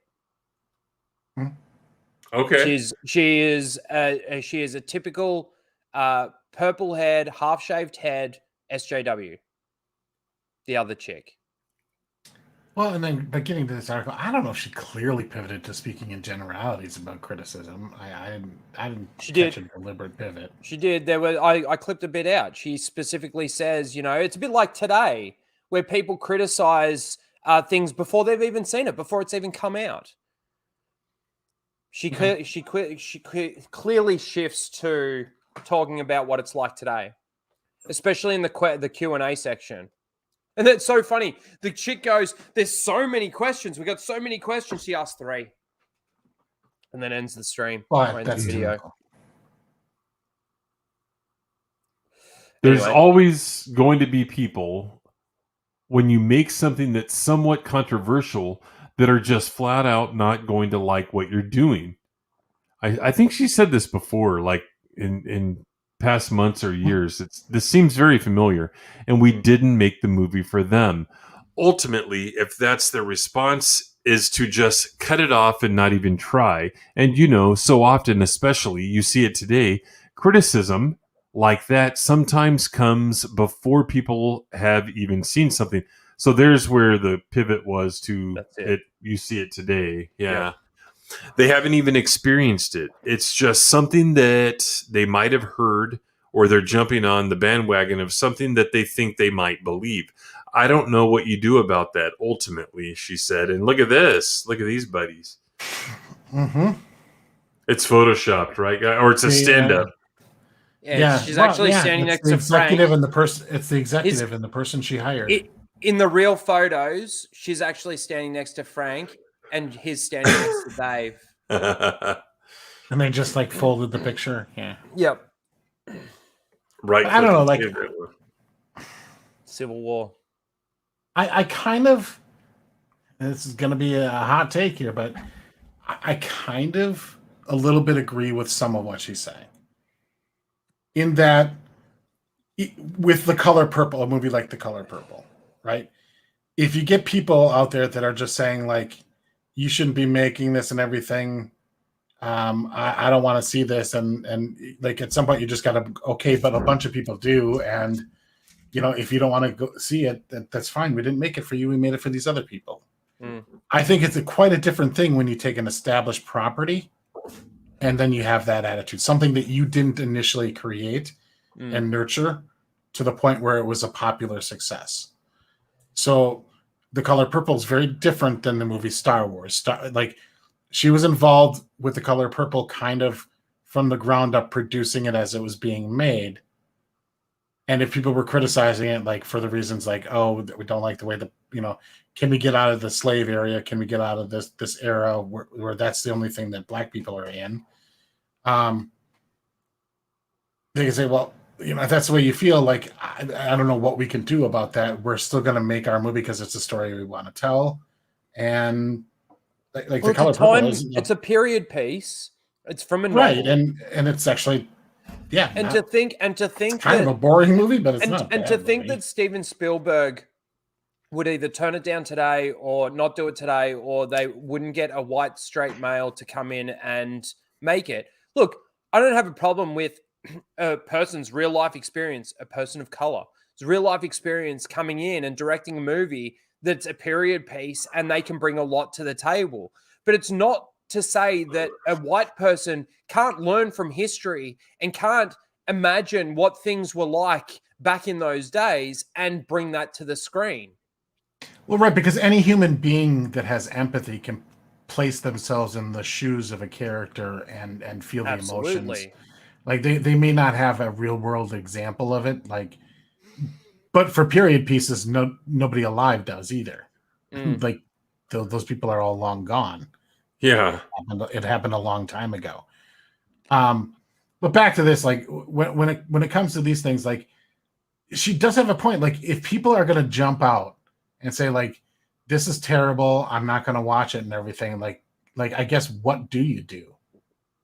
Because they're making assumptions about it. And let's be honest. Yeah, but what she's saying about what do you do is more about what do you do when people are actually criticizing you before they've even seen it or anything like that. And the problem is, how do you appease them? How do you? Then the difference between 1985 and now is the internet. And the fact that, right. When we heard about the leaks of The Rise of Skywalker, people were saying, well, if this is true, it's going to be shit. And they had substance to go off of in regards to The Last Jedi to go. But see, then the didn't see it argument doesn't hold water, because you're those people who are making criticisms based on the leaks, if the leaks are true, and in the case they were with the Jedi Praxis, who was the one that leaked them, not a YouTube channel. It was a Reddit and 4chan leak. Yep. Just to be clear, that a certain somebody was not right in any way about those things. He simply regurgitated it. Greetings, my friends. But see, those are valid criticisms based on the actual movie themselves. So, like, you don't necessarily have to see it, but if you read a synopsis of it, you can still make a judgment on it. Yeah. Right. But in the case of other things where it's just like, there's nothing to base it on other than a bunch of Mike Zero rumors, quality rumors, then what do you do if you're the producer of the movie? There's really not much you can do. Well, I've said that I'm a bit weary of the new Ghostbusters that's coming out, based on what I've seen in the trailer. But that's again based on the entertainment that's been information. coming out recently. I've got a really bad feeling about Ghostbusters. Like, is it such a bad thing for me to come out and say that? No, but if you're the producer of Ghostbusters, what do you do? Like, let's say I'm You make a fucking good Ghostbusters. movie. You make sure that what those people are actually saying isn't true. The problem is most of the time when what people are saying ends up being true, or they end up. If it's based on a trailer, Ryno, that movie's already made. But then the elites out there, the ones that are actually involved in it, come out and promote it that way, like Ewan McGregor and Birds of Prey. Yeah, that's different. Deal with all the misogyny. Like, if that's where the narrative is, if that's where their mindset is, well, then what gives me any confidence moving forward?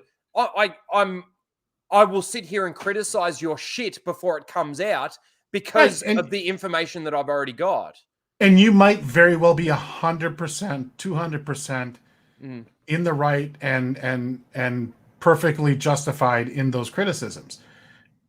That being said, if you're the producer, you're the director, what they're literally, if the movie's already made, right, and the criticisms are coming out, like you're making videos and everything, and I'm looking at them going, oh my God, like people are going to hate this. Like, if you're the producer of the movie, what do? You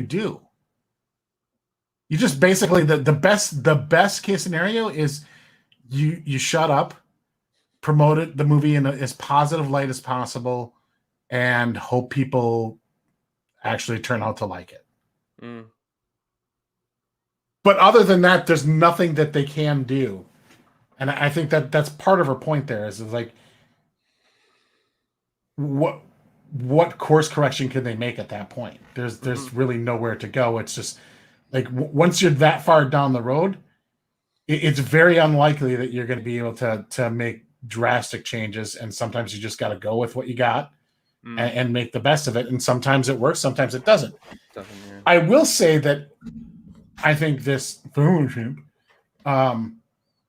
is very guilty of bandwagoning. And with bandwagoning... Why don't you dunk on that for us, Greg? Oh, yeah, elaborate on that. Exactly. What do you mean? Okay. What do you mean? Certain movies and certain properties are predetermined to be shitty. And when they come out, the narrative doesn't change. Other movies, they're quiet about. Almost like there's a concerted grouping or like a collective groupthink of like, this is the movies we're going to shit on. These are the ones we're going to stay quiet on and then praise when they come out. And there doesn't seem to be a whole lot of variance. It seems to be like, this is something that's universally we're going to love, Mandalorian, almost nearly universal. It's never 100% universal. There's always outliers. There's always outliers. But I think The Mandalorian, going back to The Mandalorian, as we always do, is a good example, right? Like, the sequel movies were like, once Last Jedi came out and that narrative, the writing was on the wall, Rise of Skywalker was going to get shit on, even if it was a good movie or not. Well, it turns out it was still a shitty movie. But there was no way that people were going to change the narrative. Then you take a movie like Shang-Chi, right? Popular, everybody's going to hate it. We're going to shit on it. And everybody in the film shoot is going to make their videos and drag the movie, and same with Black Widow and everything like that. And then other movies, about boring deserts and worms come out, and it's been very quiet. Not a lot of people shitting on it, even though it has all the same race swapping as some of these other titles did, right? Guilty of the same shit as it's not talked about. Eternals is, but that one everybody kind of stayed quiet on. Nobody was pre-shitting on that one, and lo and behold, it comes out and it's like, yay! And nobody's making videos about what a flop it is, even though domestically it is trending worse than Black Widow, Shang-Chi, No Time to Die, all the other movies that everybody's shitting on.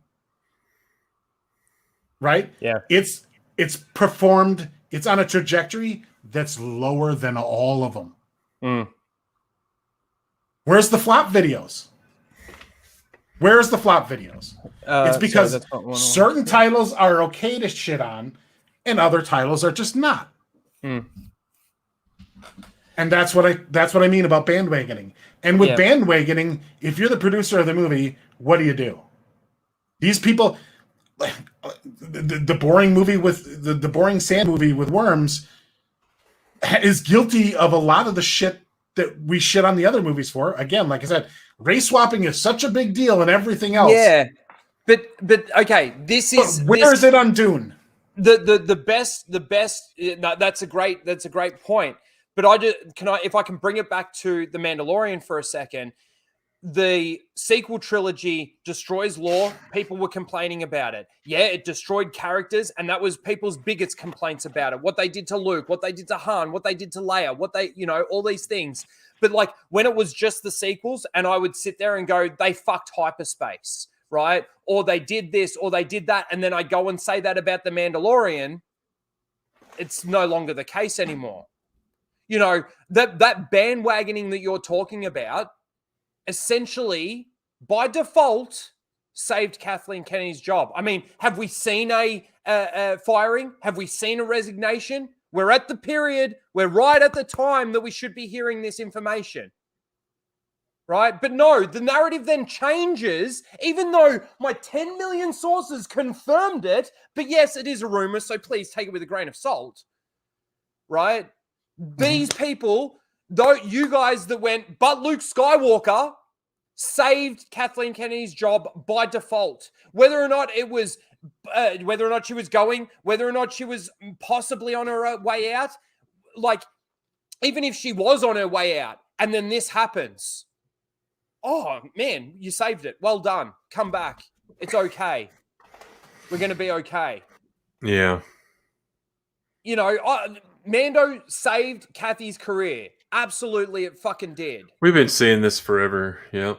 And yeah, like I've said this before in a video, and it was I think one videos that I really raged in. But we've got to take just as much responsibility as the people creating this shit, right? To stay true to what Star Wars actually is. Yeah, okay, you might have liked the themes or whatever behind The Mandalorian. I don't know how you could, but in a Star Wars universe, but you may have. Okay, cool, right? But don't sit there and tell me that, no, they didn't break hyperspace law. The ship was in the upper atmosphere. So if the ship was outside the atmosphere, so it could literally just make the jump, how did Grogu survive when he went out the atmosphere with the droid? Because the fucking droid came down, picked him up, and rocketed him to the ship. So in the time that he was outside the atmosphere, how did Grogu survive? Oh, he put a fucking a Leia Poppins force field umbrella around himself. Stop fucking bullshitting. Stop fucking justifying. They don't get it. Marshall Lucas said it perfectly. They don't understand the magic of Star Wars. They don't understand the magic of the Jedi. They don't get it. They don't get it. Book of Boba Fett is going to fuck shit up, whether you like it or not, because they don't get it. Obi-Wan Kenobi, they've already admitted they're going to fuck shit up. But no, it's okay because it wasn't explicitly said. Like, fuck you. Like, seriously, fuck you. You're half the problem. It is your responsibility just as much as it's my responsibility, just as much as it's Kathleen Kennedy's responsibility for Star Wars to be good and for us to hold them accountable. It's just like the politicians these days. They're the ones responsible for fucking this shit up. They're the ones responsible for having 3.5 million subscribers on their YouTube channel and getting 20,000 views a video. Because the chick that does the videos talks to you like you're a fucking child. Because that's what they think Star Wars is for. Star Wars is entertainment. Yeah, it's for kids. But yes, it's for adults as well. The themes are so... The elements of it are so unique. but not anymore. Disney has fucked shit up. And whether or not you want to believe the rumors that, oh, John and Dave are going to say, John and Dave don't understand it just as much as Kathleen Kennedy. I don't care that Dave Filoni was there for years with fucking apprenticing under George Lucas. He didn't learn a goddamn thing. And if we can take anything from Freddie Prinze Jr., who got all his information from Dave Filoni, which was entirely wrong, and Dave is the savior. John and Dave won the Civil War. Are you kidding me? Kathleen Kennedy says in this interview that she's a bit of a controversial producer. She likes to be involved. She can't sit in an office and just do shit there. She's got to be involved. But no, she's not involved. She's got no control over the company that she's the president of. Are you fucking kidding me? If she had no control, we would have seen a fucking firing. We would have seen a fucking a resignation, something. But no, again, the narrative has to change. Oh, she's only being extended so that she can finish Indiana Jones. She's got no control over Star Wars whatsoever. It's John and Dave. Fuck you. Are you fucking dumb? Stop brainwashing people in your little cult of fucking, the fellowship cults. I don't fucking care anymore. I just wonder who's running Industrial Light and Magic then. Is that John and Dave? But share my screen, Ryno. Huh? I can't calm down because it's wrong. I remember that video from January for sure. Yeah. Yeah, little stop there at the bottom. That's Dune. See how Shang-Chi is like. Yeah. Shang-Chi the flop that cost less money than Dune. Mm-hmm. Make. And see this is my point when it comes to bandwagon. I don't even see Dune. Where is it? It's right here. Oh my gosh. See, this is only tracking to day 3, so it's opening weekend. So, like, good word of mouth could change the trajectory, but day 3 Venom 90 million. Blue-eyed Scorpio, your mic was muted. Start from the top. You just saw me moving around like this. Dune is a grower, not a shower, Sentinel. And look, if you like Dune, I don't care. I'm not interested in Dune at all. I'm not interested. All these movies that are on this list. Do you know how many I've seen? None. Do you know how many I'm ever going to see in my entire life? None. I have no dog in this fight. None at all. Don't care. But my point is that it's just funny how it works out. Like certain ones just get a pass for the same shit, and other ones they get shit on, and it all happens to go in one big, like in lockstep with, again, there's a few outliers, of course. And I just think it's weird that way, and it's way too collective-y for my tastes. And like a movie on its merits and everything, but like if you're gonna talk box office and say things that one thing's a flop, then I don't know. Like I don't think you're being intellectually honest if you mention that Dune is tracking way behind these other titles. Help me out with this one. Brett for $5 says it's not the atmosphere you understand, is what I was told. You just get a dog up you.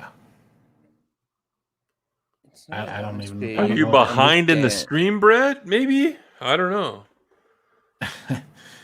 I'm not sure. Oh, no, he's not in the atmosphere. So he's talking about the ship. Oh, okay. Just get a dog up here. It was not in the atmosphere. You understand it is what I was told. Look, you can be told that it wasn't in atmosphere, but when you watch it, It's clearly an atmosphere. There are clouds around the ship. Blue sky. You can a blue sky. If you're outside the atmosphere, you California. can't have blue sky. Number one. And then Grogu must have been holding his breath. And Grogu must have been holding his breath. And yeah, it's. Hey, you got a tracking fob. Hey, welcome to the tracking fob level, Mr. Grant Gregory. Thank you very much. I appreciate that. I'm gonna have to add You need to play a clip, to the list. Yeah, actually, for all the super chats and everything, let me give you. Well, they came bounding over. Fuck off, Disney! You fucking cunt! Can you see the ball sack now? You're like stroking your leg with your one finger too. That is really disturbing. That is your most disturbing video by far. I thought this one was my most disturbing one. Where is it? Hold on. This one. What you want? Hey? That's what you want. What you want? I don't understand that. No, that's you at your most punchable. Like, love you, brother, but like, if you did that in front of me, I'd knock me out. I'd actually punch you. It's all right. I understand. And it would be tough love and for your own damn good. For my own good. Is there anything more in this article? Well, let's take a look here. They talk about Chapek. This response, where she's talking about all you can hope for, echoes what Disney CEO Bob Chapek said regarding how he sees Disney influencing the world. During the Walt Disney Company's 2021 annual meeting of shareholders in March, Chapek was asked about what the biggest lesson he learned in his first year as CEO. As part of his answer, he said, "I also say that I think the fact that we had a tremendous opportunity now going forward to bring this country back together, kind of like the current president of the United States, and unite people under a common..." Sorry, go on, finish. Under a common vision of Disney magic and what's good with this world. But Marsha Lucas said it right. They don't understand any magic. Okay, so I just want to clarify. Brett doesn't actually understand what atmosphere... Like, basically, this is how the lore around hyperspace and my understanding of it from what I've learned in the Star Wars universe, this is how it works. If you're inside a gravity well, so gravity of any kind, a planet, an interdictor cruiser, and you go to punch into hyperspace, it will tear the ship apart because the gravity has a different effect to the ship. Now, there's also factors that they break law in not putting destinations in with hyperspace skipping and things like that, which is absolutely ridiculous that he's punching in, punching out from inside atmospheres of worlds. Even when Han Solo in The Force Awakens goes through the shield on Starkiller Base, as soon as he hits that gravity well, it should have pulled him out of hyperspace immediately. Yeah, and something else about what atmosphere per se, it's the proximity to the gravity to well. the planet. Yeah, and if you're in an atmosphere, you're in a gravity well. But here's the thing, Brett. Like, it's not fantasy. Like, number one, Star Wars is not fantasy. I hear people say that. It is science fiction. Mm-hmm. I don't care what anyone says. The Force does not make Star Wars fantasy. Mm-hmm. Science fiction is, even though it's not real events, there are rules in that universe. I read like real science fiction sometimes, like hard science fiction. There are rules in it. And even if you look at fantasy, Lord of the Rings and Tales of, or Shannara, whatever the hell it's called. And then you look at Game of Thrones, whatever the hell that universe is called that's never going to get finished. Even fantasy universes have rules. Right? Well, and like, that has always been the rule in Star Wars. Yeah. You can't just break it and, it's just a story, you know? It's like, you can't do like that. In The Phantom Menace, when they've got the blockade set up at Naboo, why can't they just go off to the other side of the Correct. planet? It ruins the narrative. Because Hoth, why did they have to leave the planet and fire the ion cannon at the ship so that they could get out in space, get past essentially the blockade that they had, and then punch out into hyperspace? There are rules around this, and as soon as you start changing that, it by default starts destroying stuff like the Hoth scene. So why didn't they just jump in the ship, take off, and just bang straight into hyperspace? Why? Because there are rules in this universe. And whether or not you like it or not, Dave Filoni, Jon Favreau, Kathleen Kennedy, whether or not they care or not, they don't get it. Because if they got it, they would be like, oh, okay, so once Grogu gets into the ship, we better make sure that we actually take the ship out of the atmosphere, even have Boba Fett following them in Slave One, right? Or whatever you want to do with it. But they've got to come out of the atmosphere, put in their coordinates, and then use the hyperspace lanes. That is what a blockade blocks. The hyperspace lane. So they've got to get past the blockade to be able to get to the lane to be able to enter into hyperspace. Yep. You know what's funny? Even in the narrative of their own show, we brought this up before. Yeah, let's jump out of the atmosphere here and here. But then in the episode when they're escaping from the planet where it has the Mon Calamari with the sweater, that Imperial ship, why don't they just jump to hyperspace? They're heading for like orbit and stuff. You know, the one with the Titus Welliver as the Imperial captain. Why don't they just jump to hyperspace? Mm-hmm.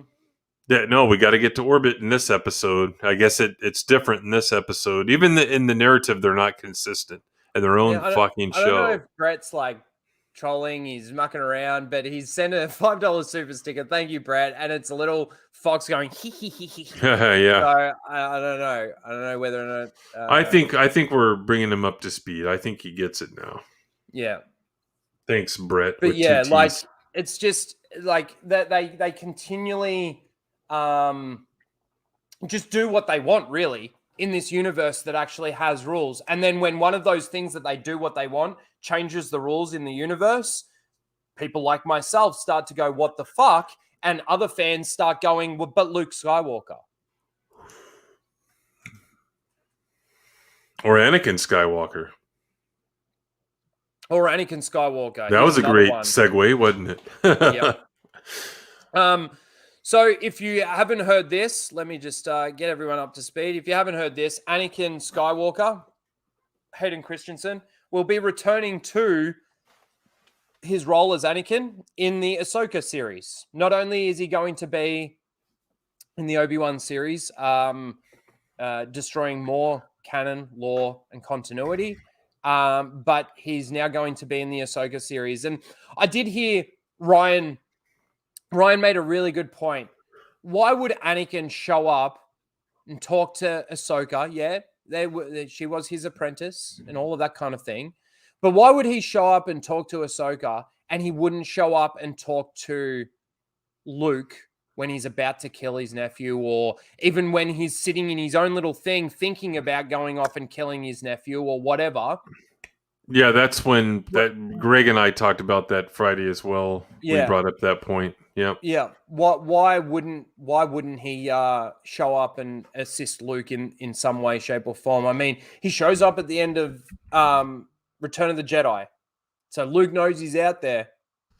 You know, Luke knows that he could just sit in his own place, start meditating, start talking, and Anakin will probably either appear or start talking to him. Yeah.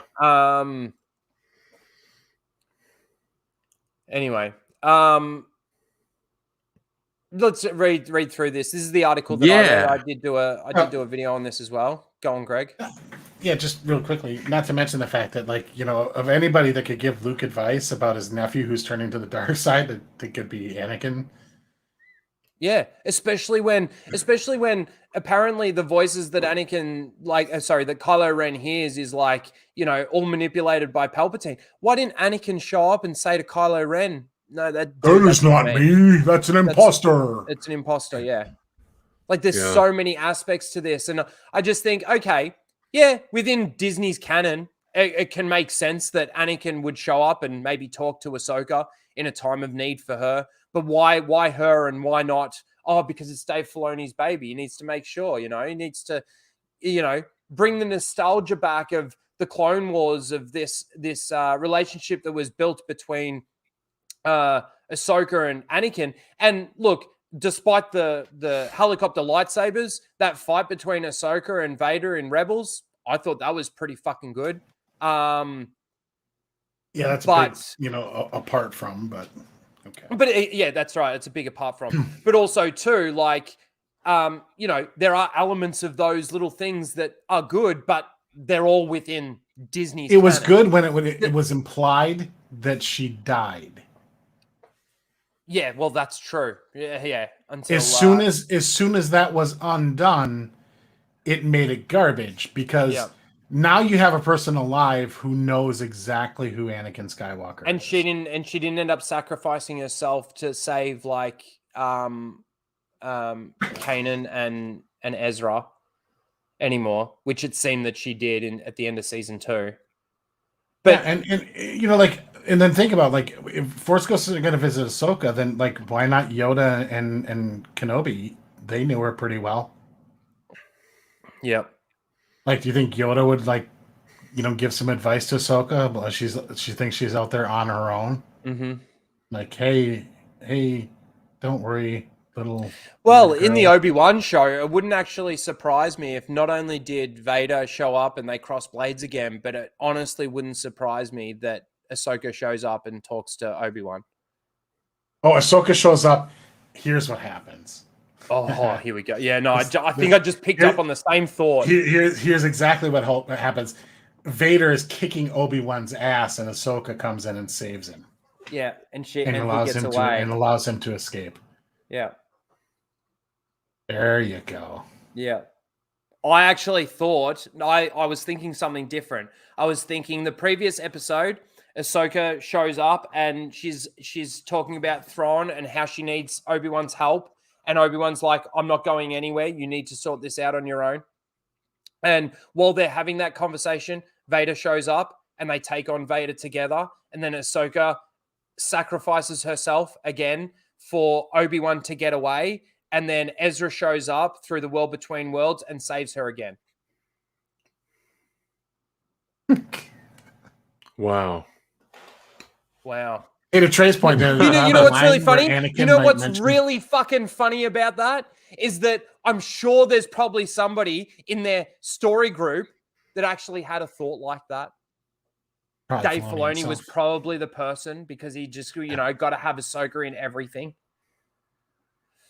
Yeah, anyway, let's read through this. A quick, go on. Right. What were I was going to say to Trey's point really quick was, it scrolled on me. They'll have a line where Anakin might mention talking to Luke off screen. Like, how cheap would that be? Oh yeah, yeah. Like, holy crap! You're gonna do Anakin with Luke off screen, and then you're gonna have meeting. But then you're going to do live action Anakin with fucking Ahsoka. Oh, God. Go for it, Disney. Go for it. You know what, though? The people will eat this up. I think this will get the same reaction regardless if they fight in the Kenobi series. The fans that were cheering Luke are going to cheer this just the same. Oh, they're going to cheer the Book of Boba Fett, they're going to cheer the Obi-Wan series, and they're going to cheer the Ahsoka series because guess what? They're standing on the side of the Civil War that John and Dave won, and, you know, they're saving Star Wars. That's why. Except for John and Dave don't have anything to do with the Obi-Wan show? Well, that Chen chick, isn't it, that's doing it? Surely, you know, they've got little threads from, and what I thought Dave Filoni was a part of the story group, like, and it's all these story groups that are putting all of these. According to him, he was like he had influential say in the meetings regarding the direction with Leia in the sequel movies, but always with Dave Filoni is if you like it, then it's all him, and if you don't, then he had nothing to do with it. Yeah. Like, that's every Dave Filoni fanatic out there. That's their entire logic with everything. They're like, oh, that sucked. Well, George was a part of it. Yeah. See you later, Metalong. Take care, buddy. Oh, that sucked. Oh, that wasn't Dave. Yep. The Resistance. That wasn't him. That's the thing, though, is all it is now is, you know, the stuff that people don't like is done by Kathleen Kennedy's side. And the stuff that people do like is done by John and Dave's side. The problem is that none of it's Star Wars. If you actually look at what Star Wars is, none of it is Star Wars. And I will correct myself. The one thing in not my last video, but the video before, I said that Rogue One is probably the closest thing to Star Wars. Well, I've got to take that back because it destroys lore just as much as any of the others. They do a hyperspace jump. There's and then if you look at it from just like the Mandalorian, it was saved by the end a couple minutes. Yeah. The Vader. Yeah, Darth Vader. Everybody talks about the Vader scene and then the one robot. That's it. Yeah. And if you want to be an SJW, you could say they whitewashed the character because they appropriated dark forces and an Asian woman. Yeah, the EU. They and this is the other thing with. But they made up for it. They gave us roast Tico, Tim. That's Yeah. This is the thing that they're doing with Star Wars. Is obviously they've decanonized. We know that once something's canon, it can't be decanonized. I get that. Tim, go and watch his documentary. But they decanonized this stuff, and now they're just plucking from it and they're changing it. And then, you talk about things like the KOTOR remake that they're doing, or, obviously the Obi-Wan with the rematch of the century. The nostalgia is what's important to them right now. Yes, they still have the importance of using these things as a platform. But right now, I think the importance is to get the nostalgia back because, again, we've heard stories that they wanted to move away from the Skywalker era. They wanted to move away from the era that George did. No. What? They figured it out. They have the formula now, and I hate to say it, but I mean, this is the formula going forward. It's really absolutely, easy. And it's working. You can do whatever you want as long as you throw a bone. Well, and dangle the keys here and there. Yeah. And by and large, the majority of the audience will come with. Yeah. Well, you're going to lose. You're going to lose you're going to lose some people along the way. Yeah. But by and large, they can make it work. Yeah. They're looking at it. I can say that it's working. I can say that it's working because of the Luke Skywalker stuff. But I can also say that the it's Vader not really scene in Rogue One. Yeah, but I can also say that it's not really working because, again, you look at the Star Wars YouTube channel. I know that's not the greatest spectrum to go off of, but, there are a lot of people that have still checked out of Star Wars and still think that a lot of the shit that they're doing shit. You just don't hear a lot of it. You've got those people out there that still have hope that Disney's going to course correct. And I think we know who a lot of those people are. I know there's someone that reminds me of a fish, but there's just a lot. There's a lot of different factions within the fan base, and this is something that Disney has created, whether or not they wanted it or not. But when I look at Disney Star Wars, they don't get it, and it's not Star Wars because they don't get it. The rules, the laws, the continuity, all of that sort of stuff is a part of that universe. Yeah, I can sit here and say it's not real. I fucking get it. But in that universe, it is real. You've got to look at it in that universe through the spectrum of it being real. But Ryno, they do get it. Make it. Well, they get it enough to make a this cute new green rodent formula. and make a cute green rodent, and everybody will buy it. Yep. I think one of my most viewed, if not the most viewed live stream ever is one that Lethal was on. I think you were on it. Like Greg was definitely on it. I think Alora was on it, was why lore and continuity matter. Mm-hmm. And it still gets views. And we spent like several hours talking about why do our nerd fake universes, like why do consistent rules and laws matter? And go back and watch it. It's like from early January, I think. That's another great point. The fact that they've cast a young Leia for the Obi-Wan series, which honestly should just be all taking place on Tatooine. They should not be crossing paths. Obi-Wan should definitely be not telling Leia anything, but they're going to come together and Obi-Wan's going to teach Leia a bit of the Force, so that we can now justify how it's so stupid though, because it's kind of like, all the context from the original trilogy in regards to Leia. You have a power I don't understand, and I'll never have. And it's going to be on a knife's edge in regards to whether or not they fuck this up or not. It's like it's right there. It's right for the picking. But you're looking at it. You're looking at it from the perspective of fucking it up from lore continuity and story aspects. They don't care about that stuff. No, that's right. They're looking at it. They're looking at it as, can we sell some merchandise finally? Can we get some money? Yeah. What's the next Baby Yoda thing? What's going to get us the next buzz on Twitter? What's going to get us the next bunch of YouTube videos of people, smiling themselves up? Yeah, they'll use this moment. They'll use this moment to explain why Leia named Ben Ben. Because Leia only ever knew Ben as Obi-Wan. Luke knew Obi-Wan as Ben. And that's why in the expanded universe, it makes a hell of a lot more sense for Luke to name his kid Ben and Leia to name hers Anakin. And you got Jason and Jaina. Well, I mean, but the Anakin thing, did she really know Anakin? No. There's already a Jason name, remember? Yeah.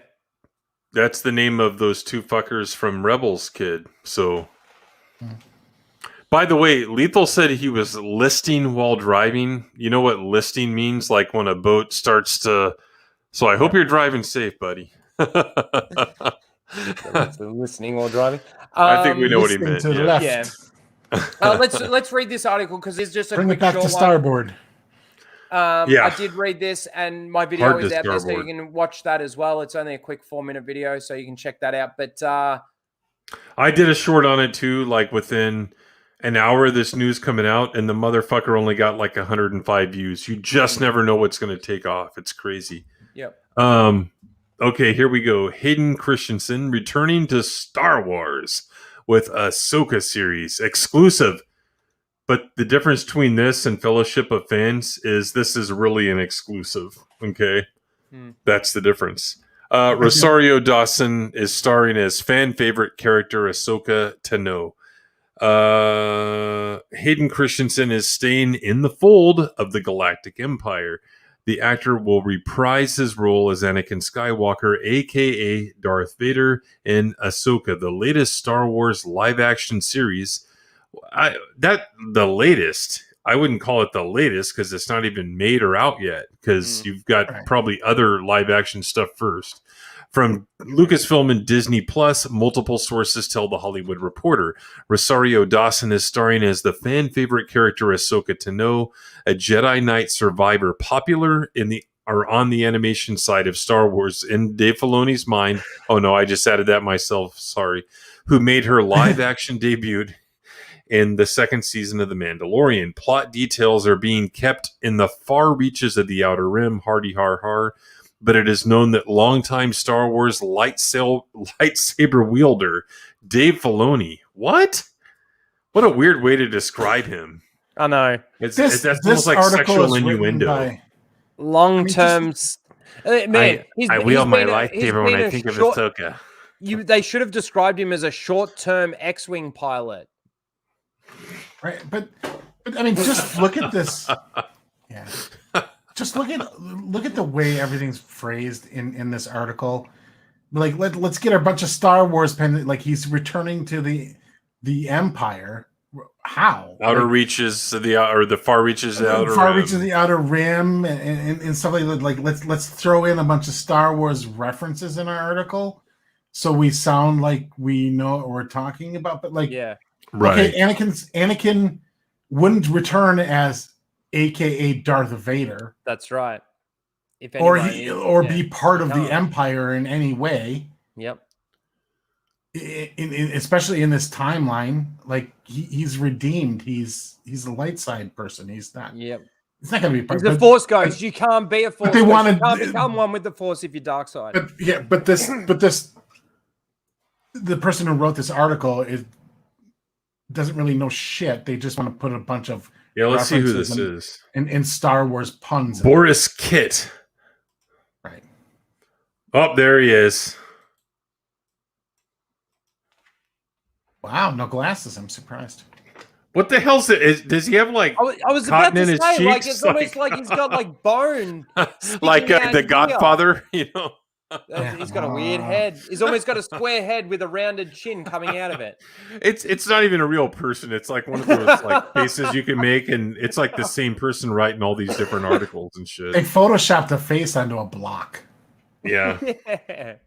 But anyway, I mean, it's just full of these stupid, cheesy Star Wars puns. This is the kind of shit you expect some like lame local newscaster to say, like, the evening news.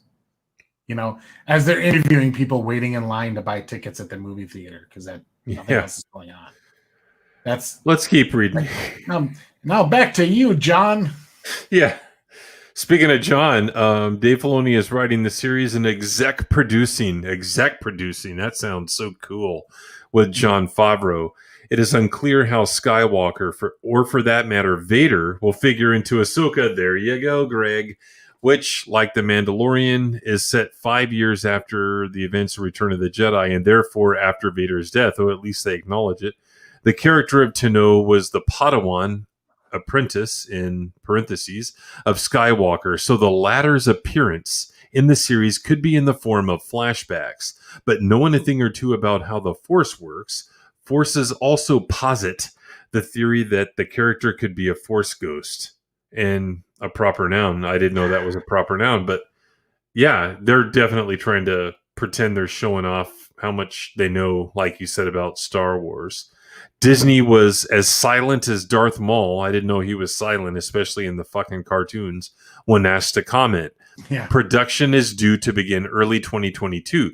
Christensen famously played the future Vader in 2002's Star Wars Attack of the Clones and 2005's Star Wars Revenge of the Sith. Fans went wild when it was announced at Disney's Investor Day in December 2020 that the actor was returning to the role for Obi-Wan Kenobi. It's only Obi-Wan, isn't it? Or just Kenobi? No, I don't know. It's called the Obi-Wan Kenobi series. The Obi-Wan Kenobi show. How about that? Yep. The live-action series starring Ewan McGregor. Christensen is rep by Paradigm. Okay. Thanks for letting us know the rep. But that's it. Well, that's how you put that at the end, and then you're like, that makes you an official Hollywood insider rag. Mm-hmm. Well, look, this just proves to me that they can only feed off the nostalgia. Now, I did say in my video in regards to this that I don't think they needed to bring Anakin in. I think Ahsoka is enough to get eyes on this series. Nope. But nope. You don't reckon it is? No. Well, maybe it's not because of like how people feel about Star Wars, and they needed to bring this in to make sure that they get the eyes. It's not even that. Like, so we have a skewed view of the Star Wars fan base because we're so immersed in it and we're so involved in it. But if you look at the typical Star Wars audience viewer, they never watched the Clone Wars, and they never will. Okay. And the Clone Wars, because remember we were talking about like how many people went to see The Force Awakens, right? What do we say? 100 million people went to see it twice, maybe? Yep. To get it to that $2 billion mark. Okay. The Clone Wars maybe had 3 million people watching. Yeah, so what about the other 97 don't know who the fuck she is? Well, we'll see even just half of that. I mean, like the majority of your Star Wars movie audience and the majority of your Disney Plus audience, even after that one episode of The Mandalorian, her performance in that one episode was only significant to the people that watched the Clone Wars. Yes. If you've never seen the Clone Wars, she's just some dude with weird thingies on her head. Yeah, but there are fans out there that will see that and go, oh, who's Ahsoka? And then they'll go searching and they'll get a bit of background on the character. No, they won't. Oh, there will be some. There will be. Okay, it's some, but you're okay. A minuscule percentage. Yeah.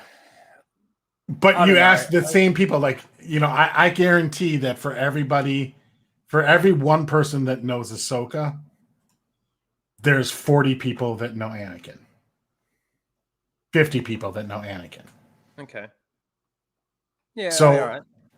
So if you want to appeal to the mainstream, I think you do need Anakin to tie in to draw that audience, because I don't think, because look at even the Mandalorian, right? It had basically like it was not Boba Fett. Like it had a familiar suit, familiar armor with it. And then people drew in because they saw the cute fucking green rodent. That's what drew people in. I don't think the majority of normies would have ever watched The Mandalorian if they didn't hear about how Baby Yoda. They would have never watched it. Brett, I completely get that. I'm not watching any more Disney stuff for the want of more Star Wars. I know I'm not going to get Star Wars. I am watching it so that I can basically point out how much they don't get it. That's purely why I'm watching it. Like, I'll watch the Obi-Wan show. Most people, I reckon, probably will watch the Obi-Wan show. And as soon as that episode where they're crossing blades comes out, let's see what the fan reaction is.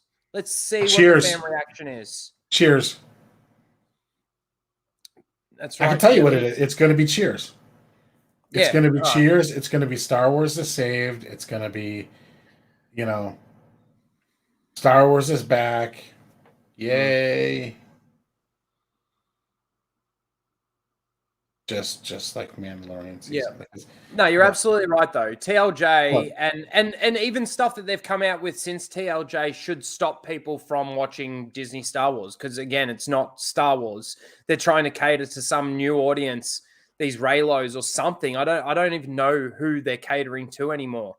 I heard that the original reason why they bought Star Wars was because they had too many Disney princesses. They had too much female content, that they wanted some more male content, but now the Force is female, and there's just so much that just doesn't add up. What color will the lightsaber be? Yeah, probably fucking, rainbow colored. Rainbow. I hope it'll be one yellow and then one pink. Yeah, it'll be called a pride saber. Yes, it'll be a swirl. It'll have two blades that swirl together like they did in Spaceballs. Yeah, I hate it when I get my Schwartz twisted. Exactly. I released the anger earlier. You can go back, and I definitely went on a bit of a rampage. But yeah, it's funny because it just triggers me sometimes. Stop sharing this here. Yeah. But look, I just wanted to, in regards to the Star Wars stuff, I just wanted to make the point that obviously the president is still there. I ain't seen no firing, and I don't see one coming. And she it's loves 28th. And she loves to be involved. She's a bit of a controversial producer like that and everything. So there's that. There's the fact that they can't get away from any nostalgia, whether it be the Lego stuff or their live action stuff. They can't get away from it, even though the whole reason why they wanted to decanonize and do all of that was to get away from it, so they could have creative freedom and do their own stories and move forward with the story, but they can't get away from the older stuff. And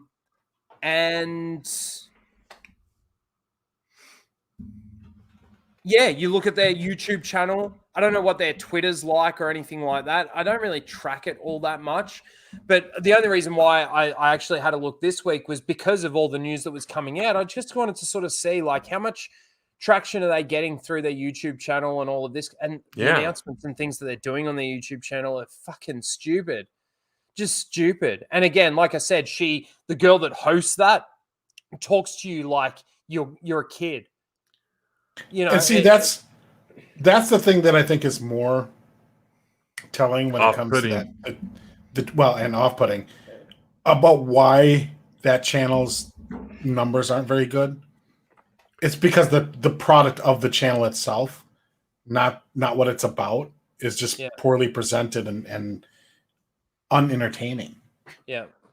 So like they're not even like, from a marketing standpoint, it's like reading a phone book to your prospective audience. There's just nothing.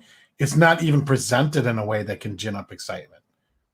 It's just poorly produced content from which is, I wouldn't say that any of my videos are well produced content, but I'm also not $1 billion studio. So well, like in regards to like the Slave One, Slave One, they've changed the name. All of these things, like even having Boba Fett fix and respray his armor all off screen in between episodes for the sake of selling toys is absolutely pathetic. It actually takes away from its character destruction right there. And everybody refuses to see it because why? Why? Tim, why does everybody refuse to see that in The Mandalorian? But Luke Skywalker. Thank you. It's absolutely pathetic. You know why it actually destroys character for Boba? Because he's a fucking warrior. The armor has scars. The armor tells a lot of story and backstory for him. Why are you crying, Tim? Luke Skywalker. It's absolutely pathetic. And Brett says, "Can I put you in? Can I put more snot? We need a snot bubble." For $2, he says, "Can I Not put a you cum in the bubble. pride I identify as a lion?" Actually, probably both. But thank you. You know what that means? You know what that means? What Ryno? this? Yeah. Can I put you in the pride I identify as a lion? Yeah. No. Pride is like the name of a gathering of cats. Oh yeah, like I know that. That's Okay. Yeah. I get it. I hope you know that because you have a small pride in your I got house. a small pride here. That's right. Yeah. But yes, thank you for that, and we will give you.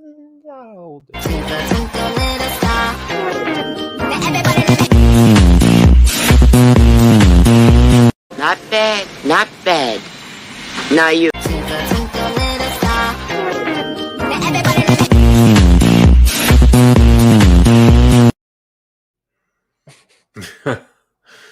Thank you, Brad. Yeah, I'm going to vote for the first one.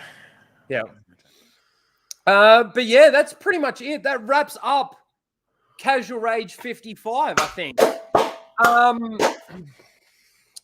Thank you everyone for coming out. It was actually a really good stream, despite the fact that we were all pissed off today.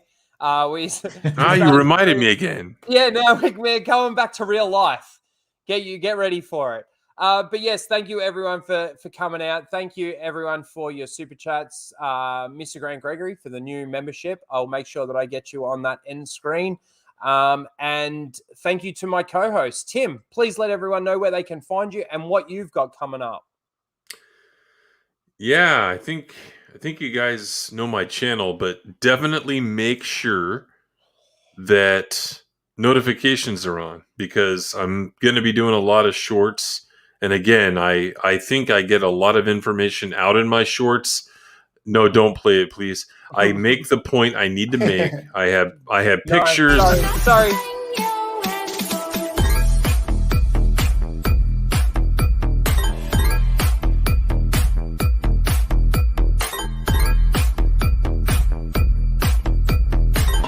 Not bad, not bad. Now you.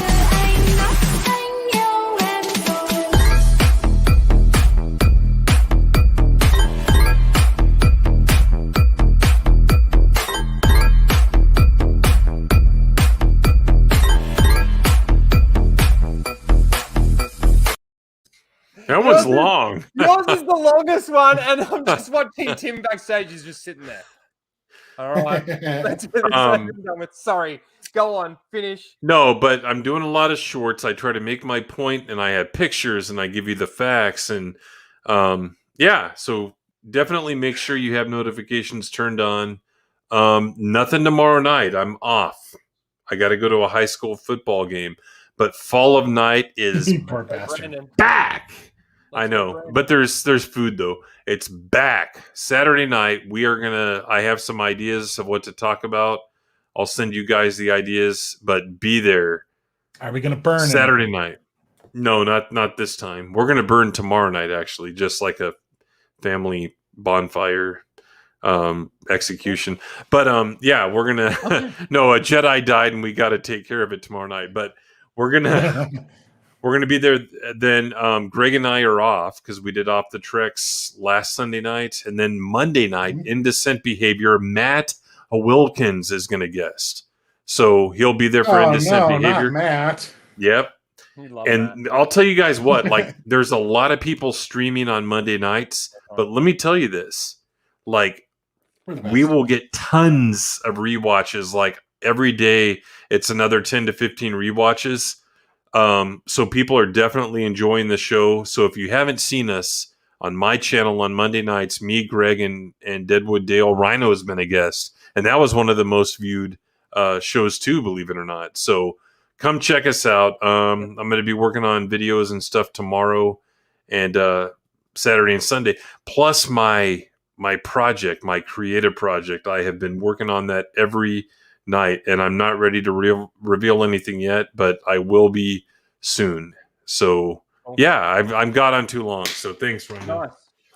Thank you. Everyone go and subscribe to Tim. Open Airlock Policy does some great work. Lost Jedi 22, aka John China, Red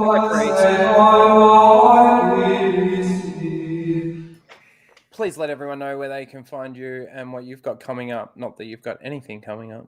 They can't find me. I'm a ghost. You can find him over on Tim's channel doing streams with Tim. You can find him here doing Casual Rage. He, shows up here and there. He's been on the Full Aussie a couple of times, and Friday Night Tights, I think Greg's takes. I think most people appreciate Greg's take. He looks at things from a very level head. So let me cut in for a minute here, if you don't mind, because everyone, it's time to blow smoke up Greg's ass here. But everyone, like the guys from Four Corners podcast, are like, "Who's that guy that you always do streams with?" Actually, one guy from there told me that. Another one independently told me that. He knows what he's talking about. Matt Wilkins has said it. Stieg has said it. It's like, yeah, Greg is an all-star panelist. So congrats, Greg. Oh, the great thing, shucks. we're now making him blush. But the reason why is because Greg has great opinions on a lot of topics, and he's actually got an opinion on a lot he can articulate opinions. His reasons. It's something I've never been accused of having. Yeah, and it comes from a very level-headed space, very bait. Fuck you. And but he does hate a lot of shit. So yes, I do. Keep that in mind. Fuck DC. Fuck the Snyder Cut. Fuck Spider-Man. What about Dune? Star Wars. Someone asked if we Karate. Dune. Have we seen Dune? Fuck stupid sand and worm movie Dune. Fuck it all. And Lethal for $2 says tits. No, he's got it wrong. It's T1 tits. Like that. T1TZ. Thank you, Lethal. Oh, you guys say Z there, do you? Z? Z? Yeah. Z. Yeah, because like I went to Canada and someone was reading off like a number to me and they said that. And I look at them like, what? I didn't know that anyone said anything but Z until I went to another country. Yeah, so I'll say Z. Yeah. That's a good point, Joseph. When sand gets everywhere. Anakin Skywalker is more likely to watch Dune than I am. There you have it. As for me, this week, there's been a few things happening in the real world for me. So there's been a few changes. I will be endeavoring soon to try and at least I'm challenging myself to do a video a night for 30 nights. A month. Wow. A month of video. You're going to do that news. I thought you were going to mention your top surgery. My top surgery. Oh, Well, yeah, yeah. no. Don't tell people about that. Sorry. It only costs $50. Well, what happened is so many people like positively reviewed the video he had with his sister that he's like, well, what if I get tits? Yeah. And trans Ryno was born. Yep. Raging Pixie. So yeah, so that's going to be my challenge soon. Hopefully I'll get into that. It's obviously not going to be all Star Wars stuff. Lethal believes in you. I've got to find yeah, that's going to happen. Hey, it's a challenge. I am still doing a fair bit of streaming on Twitch. I've started picking that up a little bit more, so you can come over and find me there, and you can get your merch. I dropped the link for the merch in the chat just before as well, and that's pretty much it. I'm still working on some scripted videos, and yeah, things will be happening. But thank you everyone for coming out. Thanks for hanging out, and oh, it's hit my stomach. I need to go eat. What can I play out with? You know what? I'm just going to play the intro to play us out. See you guys. Sweet. G'day guys, and welcome